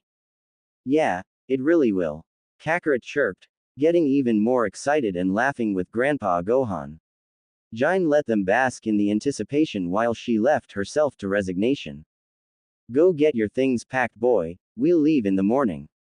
Gohan instructed. You betcha, Grandpa, Kakarot said, then ran enthusiastically up the ladder to their room. Gohan and Gine were left alone at the table. I hope it doesn't make you feel too uncomfortable. Gohan said, reading Gine's mind and trying to ease her worry.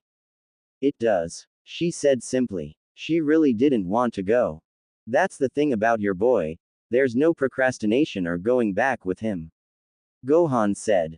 Very true, and I can't bring myself to break a promise. Gine admitted. Gohan nodded. An honorable thing to do, my dear. I'll be there if it's any consolation, and it isn't as terrifying as you may think it to be. I know, it's just. Gine tried to say, but couldn't find any words to fit her feelings. You haven't stepped out that often since helping Kakarot out with that girl. Gohan finished for her. Gine hated to admit it, but she nodded. She was afraid of being around other people. Why else had she spent nearly 15 years never venturing farther than the nearest village unless it was absolutely necessary? Not without reason, of course, for she never wanted to be seen or found. Not with Frieza still out there if he was still hunting down the last of her kind. But she had to remind herself that he wasn't here, for she would know if he was. And he more than likely never will. It was why she chose this planet in the first place. Still, paranoia was the best way to survive. But was that really any way to live? Maybe it's time to step out a little further. Gohan encouraged. As enlightening and fulfilling as the hermit life can be, our world has much to offer. Not to mention to see what's out there in order to fully appreciate why I like it here better. Gine looked at him for a long moment. She never really thought of that idea, and it did make sense. How could she know what she liked most of this cozy place if she was missing out on other sights of Earth? Since this place was an unknown paradise to her once. The info dump on planet Vegeta never did justice to how peaceful this planet was, so who knew what else was out there? And if Kakarot's experiences were anything to go by, untold wonders awaited at every corner. Besides, she couldn't say no to Kakarot. She loved seeing him happy, and if going to this silly tournament was the price for that, then who was she to start saying no now? Maybe there might be some strong warriors who could surprise her and bring a challenge for her son. Could be entertaining and educational. I guess you are right. She said to herself more than to him, but Gohan smiled at how she came to this conclusion too. I'm glad you see it that way, he said as he got up and stretched. Well, I'll go for a stroll before turning in. Okay. Gine nodded nervously, but Gohan walked up to her and placed a comforting hand on her shoulder. It will be fine, my dear, you have nothing to worry about. After all, we are only rooting for your boy, Gohan said gently to her. Gine looked back at him, tense, then exhaled some of her stress. She trusted him. He saved them. If what he says is true, I believe you, she said, squeezing his hand on her shoulder. Gohan smiled brightly, then walked outside, replacing the door over the entrance while Gine sat alone at the table. Could be fun, she said to herself. 2 days later, they made it to Papaya Island. Kakarot swam the whole way while his mother flew over him and Gohan rode the Nimbus, stopping only to ask for directions from a very astonished crew of an oil tanker. Now he was sprinting down the dirt roads into the streets of the town while she and Gohan flew above him, Kakarot clad only in the skins of a tiger killed while making landfall. Come on, Mom, we have to hurry. Kakarot shouted as if to get them to go faster.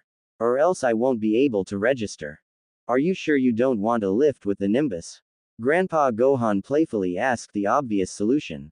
The fact that the Nimbus and his mother flying had completely went over his head. No thanks. Kakarot breathed while running as fast as he could. No cheating. Gine really admired how much her son stuck to his training, but with how much he wanted to not miss this tournament he seemed to have reached an impasse. Right, then we have no time to lose. Grandpa Gohan chuckled. On the last long stretch of road lined with trees, they came across a red bricked wall and an archway with a small crowd of people. Hey, Kakarot called out. Up ahead an old man in a black suit and hat turned to them. There he is, he called out. The rest of the group that Gine didn't recognize almost burst out cheering seeing her son. But she immediately recognized the blue-haired girl as Bulma. He made it, a blonde-haired girl said, whom Gine thought looked awfully mean-looking. Kakarot gave one last leap forward and closed the distance to the group in an instant. Hey everyone, long time no see. He cheerfully greeted the group. As Gine and Gohan landed behind him, she took in the gathering of her son's friends as they started to catch up with him. Gine looked at the people she had only heard of in her son's stories. The way he described them made them seem like the best kind of people imaginable, but she figured that his naivety gave her the best version of them. Seeing them interact with him now like they were the best of friends somehow made them seem like as he told her. She felt so proud that her son found good camaraderie with these people, the company she never found amongst Saiyans in her old life. Have you gotten taller? Asked a dashing young man with sun-scorched skin and flowing black hair. Sure have, Kakarot answered. A short bald kid near him sulked. But I'm older than you. This isn't right, he complained. Calm down, Krillin, not by much he hasn't. The tanned man egged him. Kakarot. A shriek came out as Chi-Chi leapt out of the group and threw herself at Kakarot, hugging him tightly. Hey, Chi-Chi. He hugged back but was straining to try and get himself free from her death grip. Chi-Chi sheepishly let go and stared longingly at him. She was clad in a blue fighting dress GI but still had her pink gloves and boots. She was 15 now just like him, but an inch taller or so. Sorry, it's just so good to see you again. I missed you so much, she said, swooning. Kakarot rubbed the back of his head embarrassed. Yeah, me too. Not since we took down Dao together. I took him down after you kept him busy. Chi-Chi objected hotly, her sweetness replaced with anger. But I did do all the work in weakening him. He retorted gently. And I saved your tail, didn't I? She shot back, getting angrier. Kakarot tried to calm her down, raising his hands defensively. Yes, you did. You saved the day. Chi-Chi's anger faded away instantly, and she looked away shyly. Ah, thank you. It wasn't anything. It sure was, Kakarot said enthusiastically. You kicked Dao's butt something fierce. I didn't know you could do energy attacks too. Of course I can. Chi-Chi got angry again. How could you forget about my laser helmet? Gine just quietly observed them playfully retorting back and forward, bemused at why Kakarot chose to continue seeing this girl given how much of a pain she was. But she could see the fire in her eyes. Chi-Chi would have made a great Saiyan warrior. Gine turned to the clock and saw that it was closing time. Kakarot. She got his attention. Aren't you going to register? That stopped the little argument. Oh, right. Kakarot turned and ran up to the registration desk. Hello, sorry I'm late, but I'd like to register to fight in the tournament. The clerk was looking very impatient, with this last-minute entry literally taking place the moment he was supposed to close the booth. But he acted civil. Very well then, your name? Son Kakarot. Her son replied. Ah, back to take the gold this time? The clerk asked as he copied down the information. You bet. I'm gonna beat Jackie Chun this time. Kakarot beamed confidently. Well, I wish you the best. He stamped the form. Okay. Son Kakarot, you are all set to compete. Alright. Kakarot leapt with victory. Kakarot, said the elderly man with the walking stick.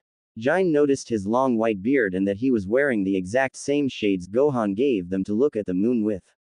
She figured this was where he got them, and thus he had to be Master Roshi himself. You look awfully winded for someone who flies a cloud. Why weren't you using the Nimbus and why are you late? Roshi said as Kakarot finished signing in. Kakarot looked confused by his outburst. But Master, you said I shouldn't bring the Nimbus cloud and should rely on my own strength. Roshi looked embarrassed for a moment. Huh, that I did say. Wait a minute, said the talking pig Gine assumed was Oolong. Are you saying you swam here? Yeah, part of the way. From a place called Yaoi. Kakarot said innocently. Everyone looked dumbstruck at her son. But, Bulma stammered. But that's on the other side of the earth. Gine couldn't help but smile, feeling a sense of accomplishment in how her son was able to amaze everyone, but replaced it with humility, remembering that humans couldn't do the same feats as she or Kakarot could, so no contest there. It was then that she decided to speak up to stand by her son. It's true, I flew over him the whole way as he swam. Everyone looked at her, the shock deepening in their looks. She suddenly regretted speaking up, not wanting the attention on her. The scariest part is I believe you. Oolong spoke first, then stopped. Wait, who are you?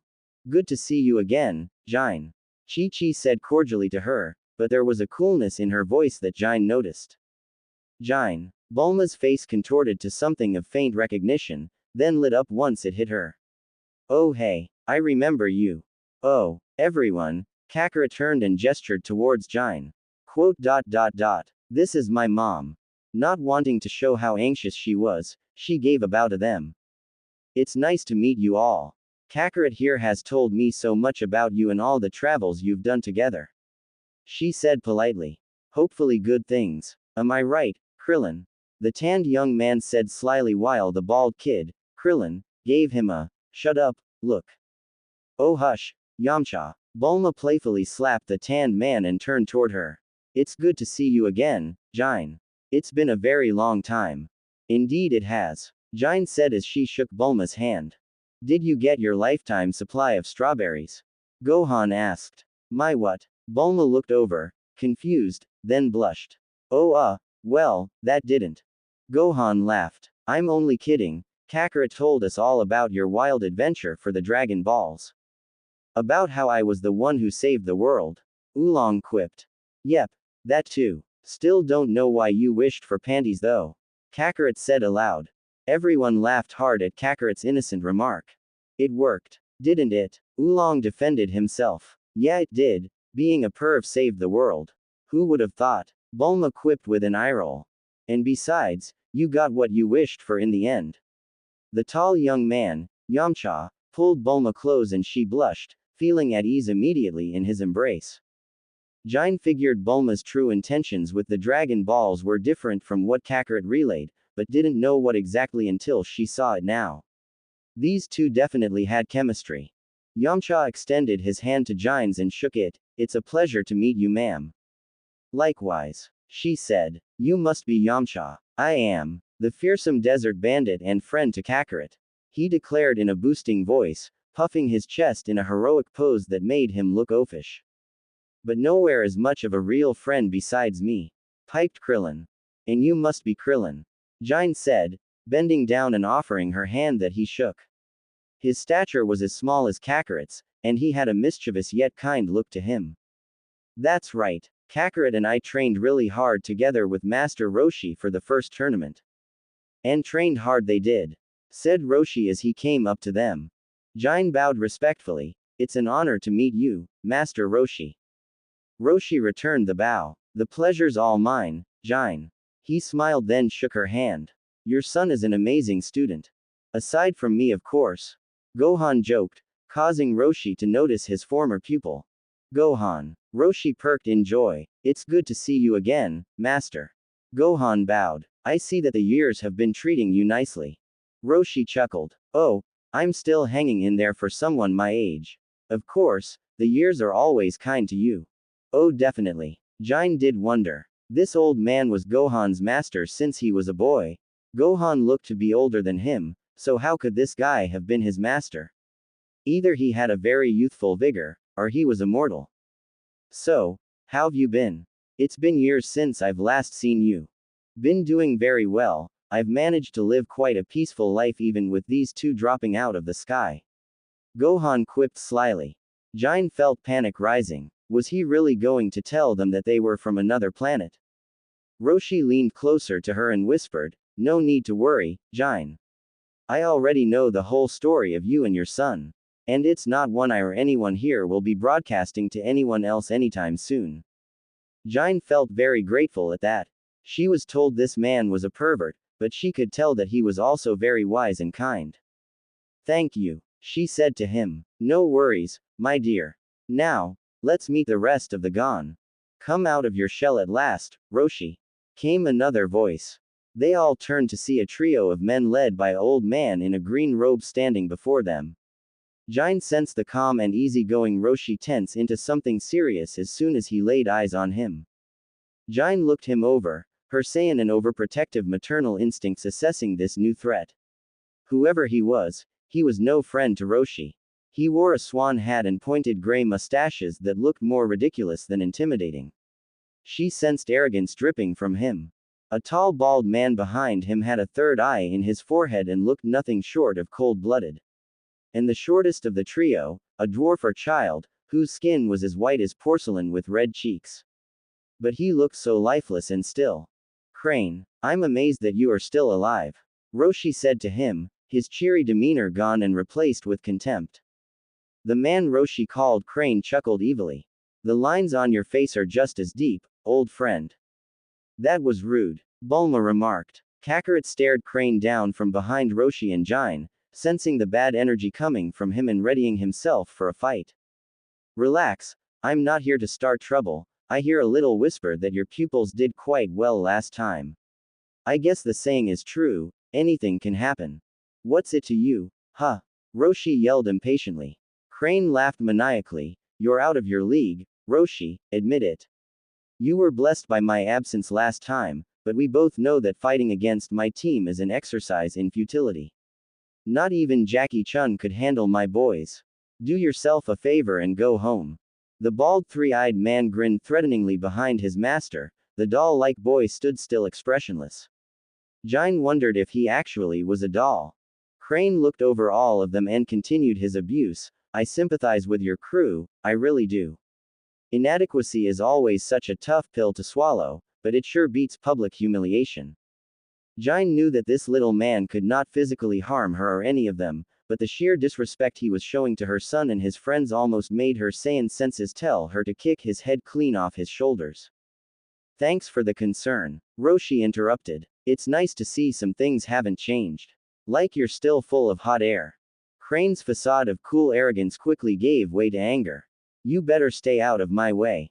We're not turning tail for you or anyone," Roshi countered. The two of them stared each other off, their respective students ready behind them to back their masters up. Crane huffed and backed off. "You've been warned, now suffer the consequences," he said as he turned around. "Let's go," he called to his accomplices. "I've wasted enough time with these fools." They complied and followed after him without saying a word. Master Roshi, who was that weirdo?" Yamcha asked. "His name is Master Shen, but there was a time I used to call him my friend." Roshi spat bitterly. "You never mentioned him before," Gohan said. Even he looked surprised given how considerate he was of others. "No reason to after he turned his back on me," Roshi said, still not losing sight of where Shen left. Then turned around. "But still, no reason to dwell on the past," he said, back in his cheerful mood. "The important is that Kakarot is here with all of us. So, let's all meet the rest of the gang, shall we?" he said, picking up from where he left off earlier.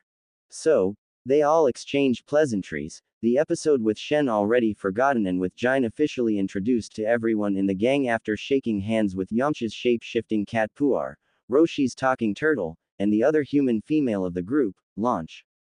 Over the course of their conversations, she got to learn more of her son's friends as people as all the details of what he told her fell into place. The way they were friends with Kakarot, and how among almost all of them used to be people with not so good intentions. Now, they were a sort of tight-knit group of compadres. They already knew about her and Kakarot's Saiyan heritage, with him having blurted about it and having them coming to accept it with seeing the way he is. Gine forgot that she never got around to telling Kakarot to never tell anyone, even his own friends, about them lest they draw unwanted attention, but they seemed to not entirely believe and thus weren't too inclined to pry about it.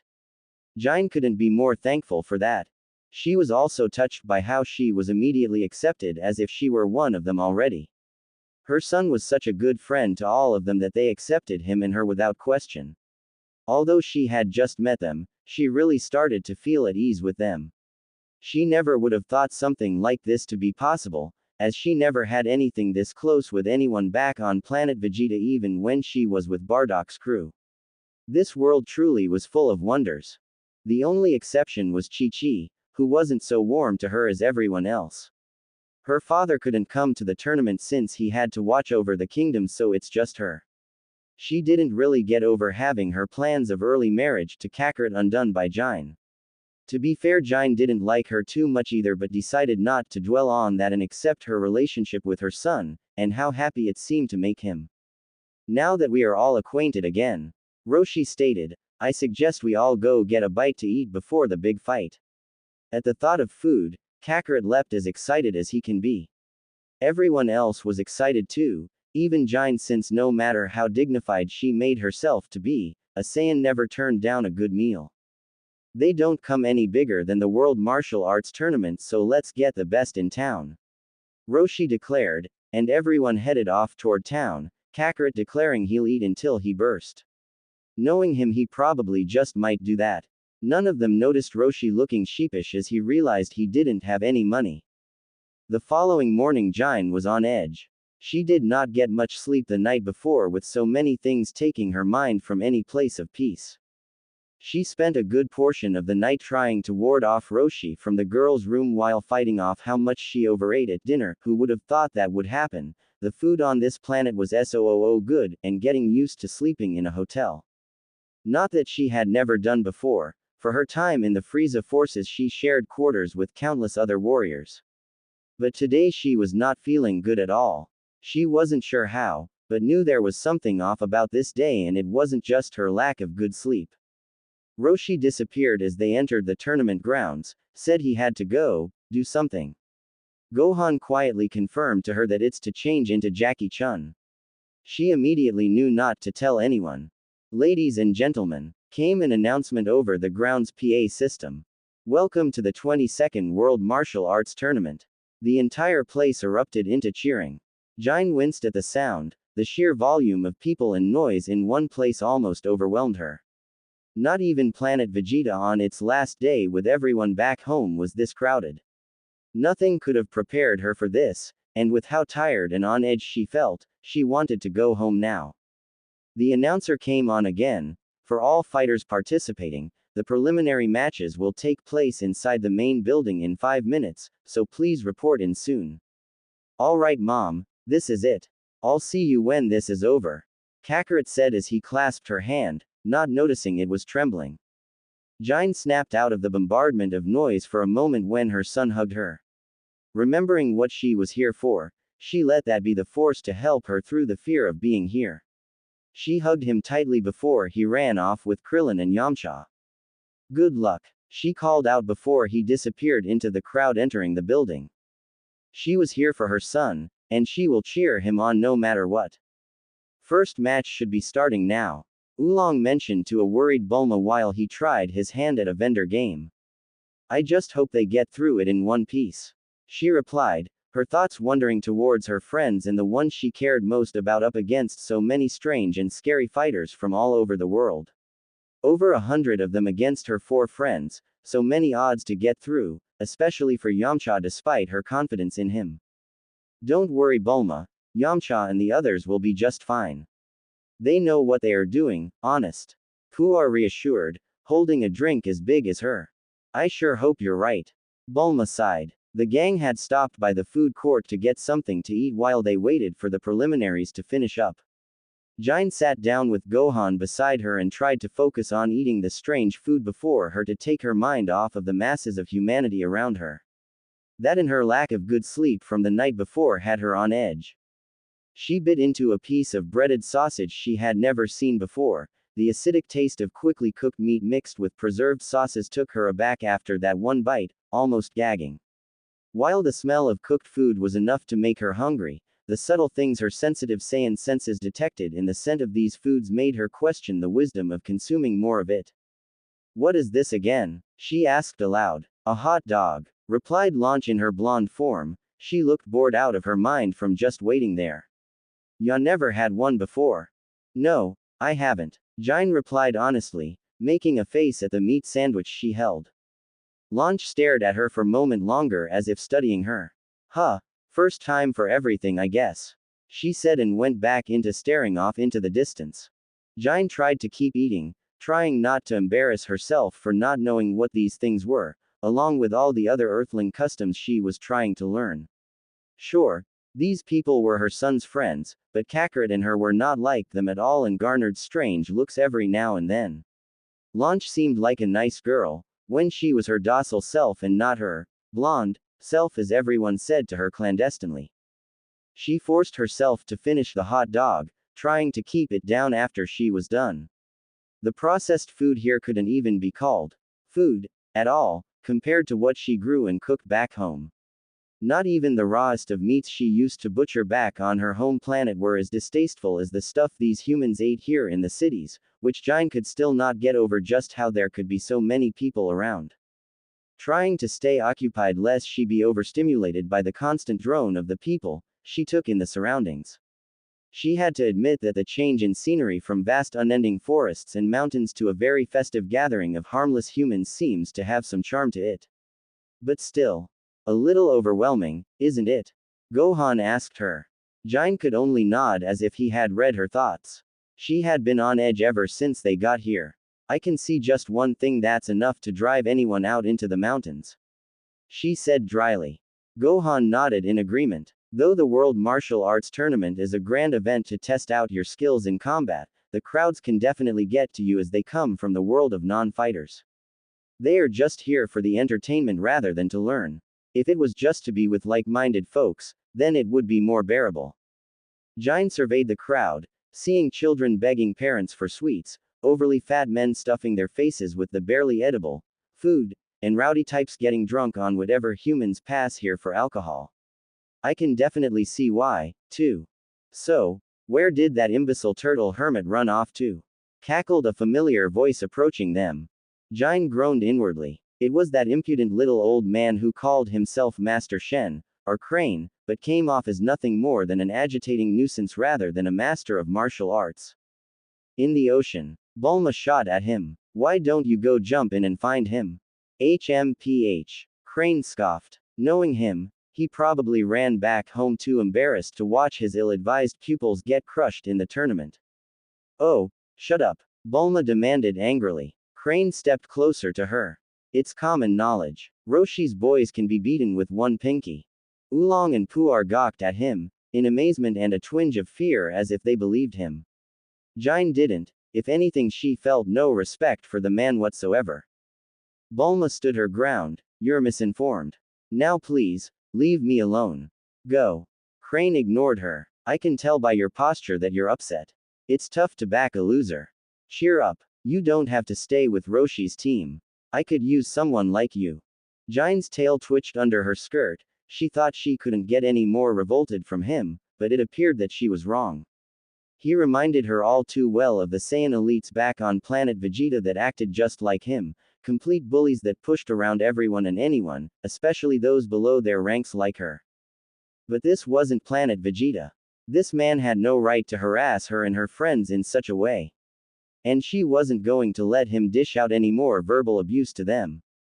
Gine knew she was far stronger than anybody present, and her Saiyan instincts were beginning to tell her to grind this insolent little crane into a bloody smear on the ground to teach him some manners. And that thought was getting more tempting by the moment. Gohan suddenly put a hand on hers. She snapped out of her dark thought and looked at him. Without realizing it, Gine had risen from her seat, but was stopped by his contact with her, and Gohan shook his head discreetly to tell her to not act out. I can't believe I'm listening to you. You're wearing a crane. Bulma continued to argue, her voice laced with disgust. Crane feigned offense. What? I can't believe you're mocking me. This happens to show the status of my power.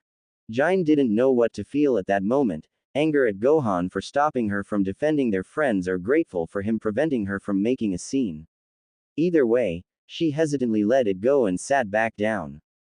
Sorry, she whispered as softly as she could to him. He squeezed her hand gently in acknowledgement. Gine mentally tried some breathing exercises Gohan had taught her to help herself calm down.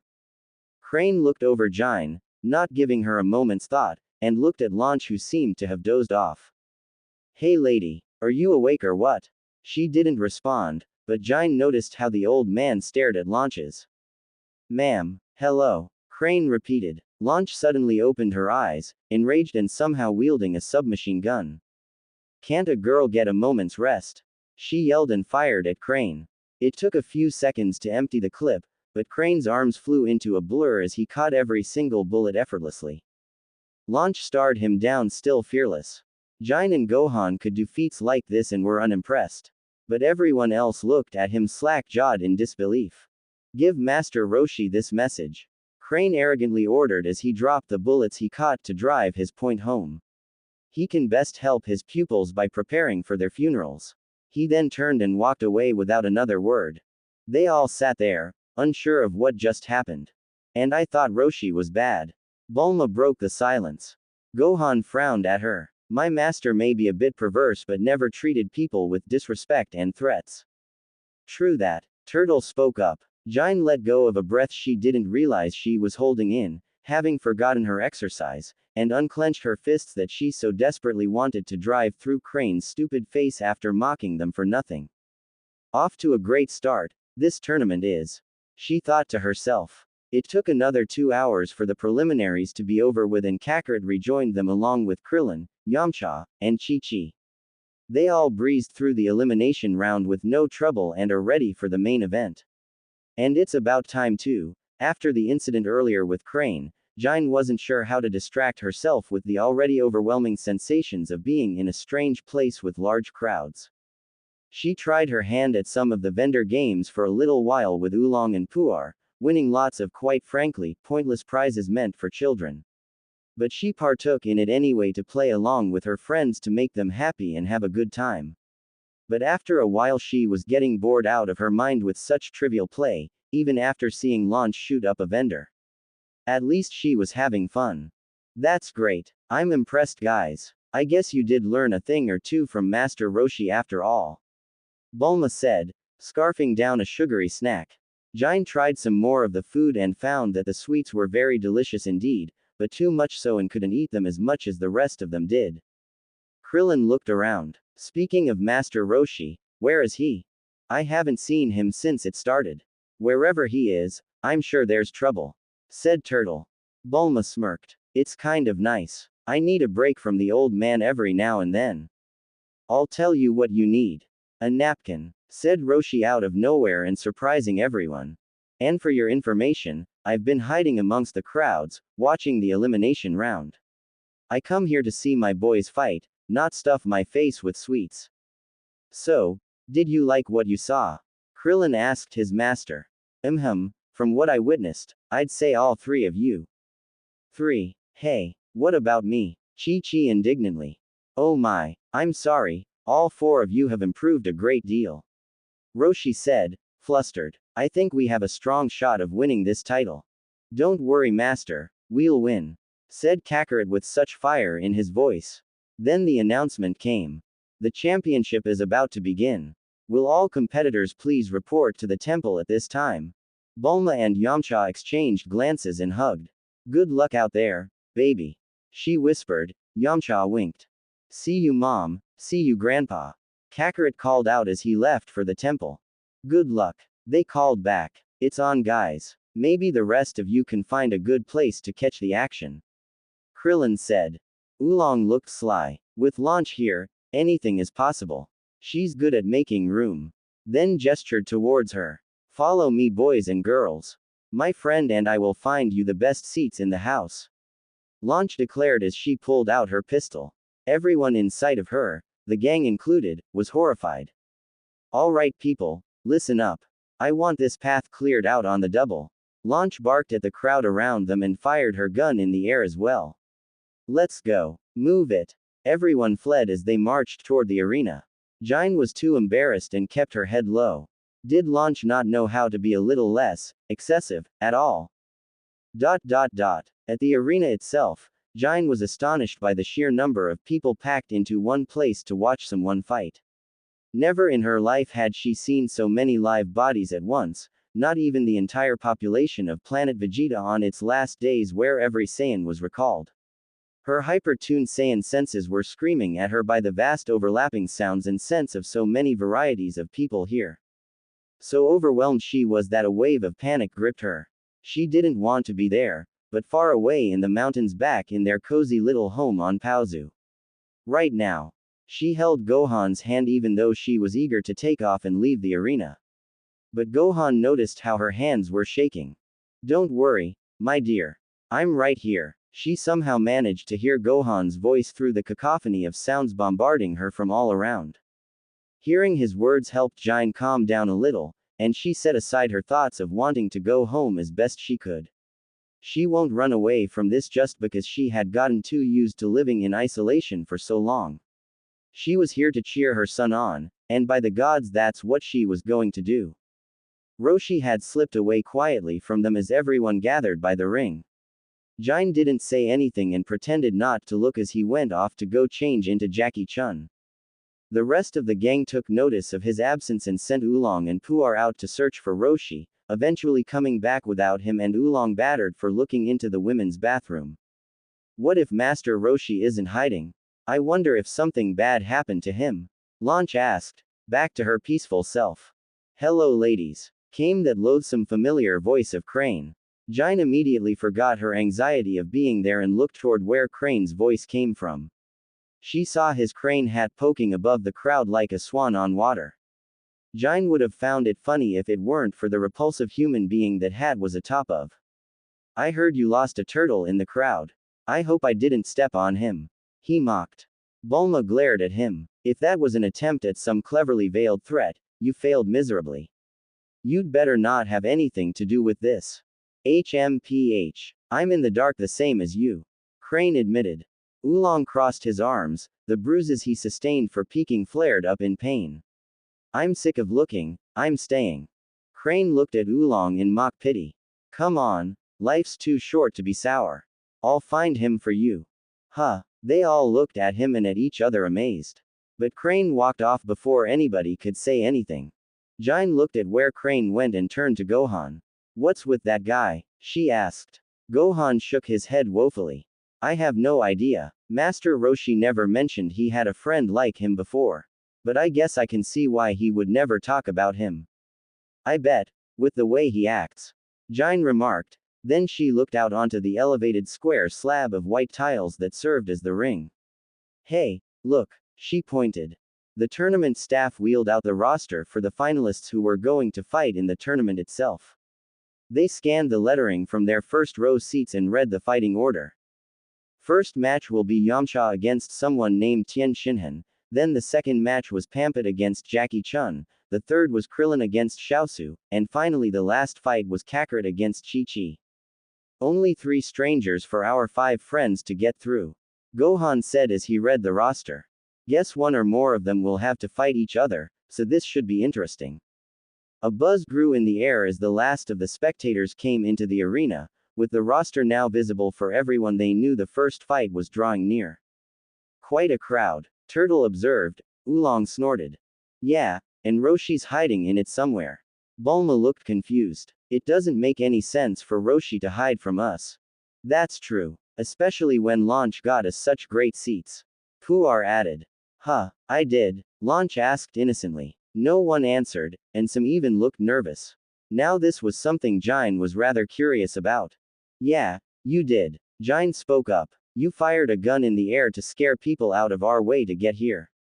What? Launch looked shocked. I did that. She looked down at herself, as if unbelieving she could act so tough. I don't understand. How is that even possible? I don't even like guns. Everyone stared at her scared while Gine looked as confused as Launch. Could have fooled me, Oolong said to no one in particular. Gine pressed further. You don't really remember. While you were blonde. Now Launch looked even more confused. While I was blonde. Gine wasn't sure why Launch could not even know her own hair color. Yes, your hair turned blonde, and you had guns on you until you sneezed and returned to your peaceful self. When I sneezed, everyone shrieked in horror. Bulma was trying to motion to Gine to quit asking questions before she accidentally set off Launch to change. Launch looked thoughtful. I guess, that makes sense. I always seem to feel like I've blacked out whenever that happens and end up in bizarre situations. And no one's told you this? Gine asked. Launch's brows furrowed as she thought for a moment, then looked to Gine with sad eyes. No, I don't think so. Gine looked at Launch with a new sense of understanding, and then a new sense of disappointment at how her own friends could take advantage of her like this. Thank you, Launch, Gine said, deciding to end her line of curiosity there and let the poor girl digest that new revelation of herself on her own. Gine glanced at Bulma with a look of disapproval, for she had an idea that Bulma, as sweet and sincere she may be, was not above exploiting others. But Gine kept those thoughts to herself. Bulma avoided Gine's judgmental glare and tried to distract everyone. Oolong, can you do us a favor and go take another look for Roshi? But the match is just about to start. The pig complained. Don't worry. Crane suddenly spoke up from behind them. Gine whipped around at him, startled. She was starting to get really infuriated by his sudden appearances as much as with his ridiculing. I'm handling it. In fact, I just spoke with the sponsor. He said. What did you do? Bulma asked, unsure. Crane chuckled in reply as an announcement came on the tournament grounds PA system. Attention. A family is asking for help in locating their senile, old as dirt grandfather. Their words, folks, not mine. He is described as being short, fat, and bald. This fits the description for half the audience. Oh, did I say that on mic? Anyway, his family says he closely resembles an ugly turtle. So, if you have any information on his whereabouts, please contact an official. Words failed Gine at this display of public indignation, but Bulma tried. What's with you? That's not even a close description of Master Roshi. He's not our grandfather either. I don't think it's right to call him a turtle like that. Turtle said with some hurt in his voice. Crane feigned innocence, but he was a terrible actor. Don't blame the messenger. I can't help it if all of Roshi's qualities are bad. He's got a point. The old man is creepy. Oolong joked. Oolong. They all glared angrily at him. Before they can argue more, drums began to play. The crowd suddenly grew quiet as the main event was about to begin. Crane slipped away to a spot not far down to their left and didn't leave from there. It must have been his spot to watch the tournament. Gine kept looking at him through the crowd, revulsion running through her at seeing him while the rest of the gang focused entirely on the opening of the tournament itself. Eventually she broke free of staring down Crane and focused on what's in front of her instead. A slick-haired blonde man in a fine suit and sunglasses stepped out onto the ring with a microphone. Welcome to the show. I'm your host. And are you ready for this? He asked the crowd. A collective, yeah, resounded throughout the arena. The sudden sharpness of the announcer's voice amplified by the microphone made Gine wince. All right then, ladies and gentlemen, the moment you've all been waiting for, the 22nd World Martial Arts Championship. The entire audience went insane as they cheered. Gine's nerves screamed at her too as the noise was physically painful to her Saiyan hearing. Gine placed a hand over one ear to help dampen the sound and focus through the noise and the anxiety flowing through her. So many people in one place making loud noises for just a fight, and she was rather annoyed by the rowdier ones that dotted the crowd nearby and here and there. The announcer continued. Many of you are looking at me with those adorable, clueless faces and saying, "Hey, what's this about?" Some of you may already know that we started with 182 competitors who came to vie for the championship title and the prize of 500,000 zeni. But that's ancient history, because the massive horde has been whittled down to 8 finalists who are appearing here today to fight for you. That's right, and I guarantee the fights you're expecting are going to be spectacular. I've been waiting to see this forever. Puar said, excitedly. Enjoy it while it lasts. Crane said from his spot. It won't take long for my team to win the title. Tell me something, Shen, do dream in color. Bulma asked him dead serious over the announcer. It's time to lay down the law. Each match will proceed without a time limit and without interruption. The fighter loses only if he or she is thrown out, steps out, or gets knocked out for at least 10 seconds. Sounds simple enough. A loud, yeah, came from the spectators without missing a beat. Then without further delay, let's begin the first match right now with Yamcha battling against Tien Shinhan. Here we go. Here they come. Bulma exclaimed with excitement, pointing towards the ring entrance. The crowd went crazy as Yamcha and his opponent, Tien, stepped out onto the arena. Gine saw that it was the tall, three-eyed bald man that was with Crane when they first arrived. Gine instinctively glanced in the direction of the aforementioned martial arts master to see that he was grinning madly, as if he knew something no one else didn't. She dearly wished she could just march over there and beat whatever he knows out of him. Good luck, Yamcha, Puar cried out, and everyone gave their best wishes too. When you bring together such talented warriors as these, there are bound to be some interesting stories. In what will astound trivia buffs for years to come, nearly half of today's competitors are from the same house. Yamcha is one of 3 pupils representing the Turtle Hermit, Master Roshi, in the championship round. Tien Shinhan represents the Crane Hermit, Master Shen. Judging by the reputations of their instructors, these warriors should put on quite a show. Everyone got more restless somehow, as if the mention of these 2 martial arts masters was the ultimate show that no one should miss. Gine was almost uninterested since as far as she knew, no human could match up to what Saiyans could do, and the feats of fighting she had seen in her life would surely put anything here to shame. She spotted Kakarot watching from the competitor's entrance with Krillin, Chi-Chi, and that doll-looking boy. Now she knew where to find him. The announcer stepped closer in between Yamcha and Tien. So now that we all know each other, what do ya say we get to some action? Yamcha looked Tien in the eye without blinking. I was born to fight. You have no idea who you are messing with. Does it matter? I'm still going to win. Tien boasted. Now who has a sense of humor? Yamcha taunted back. Just fight already. Gine almost wanted to shout. She wondered where that thought came from. A gong sounded, as if hearing exactly what was on her mind. Match 1, begin. The audience suddenly cheered as the action was finally underway. Yamcha got into stance. I'll start off real slow, Tien. You just try and keep up with me. HMPH, do what makes you feel good, Yamcha. It's your funeral. Tien smirked. His voice was laced with malice. Go Yamcha. Bulma cheered for her partner. Do your best Yamcha, you'll win. Puar echoed. Both fighters were in their respective stances and locked eyes. Yamcha charged first and sprung at Tien with a jump kick. Tien deflected it and responded with a lightning-fast barrage of finger crane strikes that Yamcha dodged expertly and swiftly. He broke free from the relentless attack and leapt high up, coming down with another kick that Tien blocked with crossed arms. Yamcha then backed away before Tien swept down for a low kick only to jump over Yamcha and land behind him, going for an elbow hit to the ribs, but Yamcha blocked it and escaped backward. Gine watched their moves with mild interest while everyone gawked at how fast they were. But to her they were easy to follow, almost like slow motion. They seemed like rather competent fighters for humans, and they seemed evenly matched, but she could notice the pattern of Tien's moves being more based on aggressive misleading and cheap shots while Yamcha was almost entirely defensive.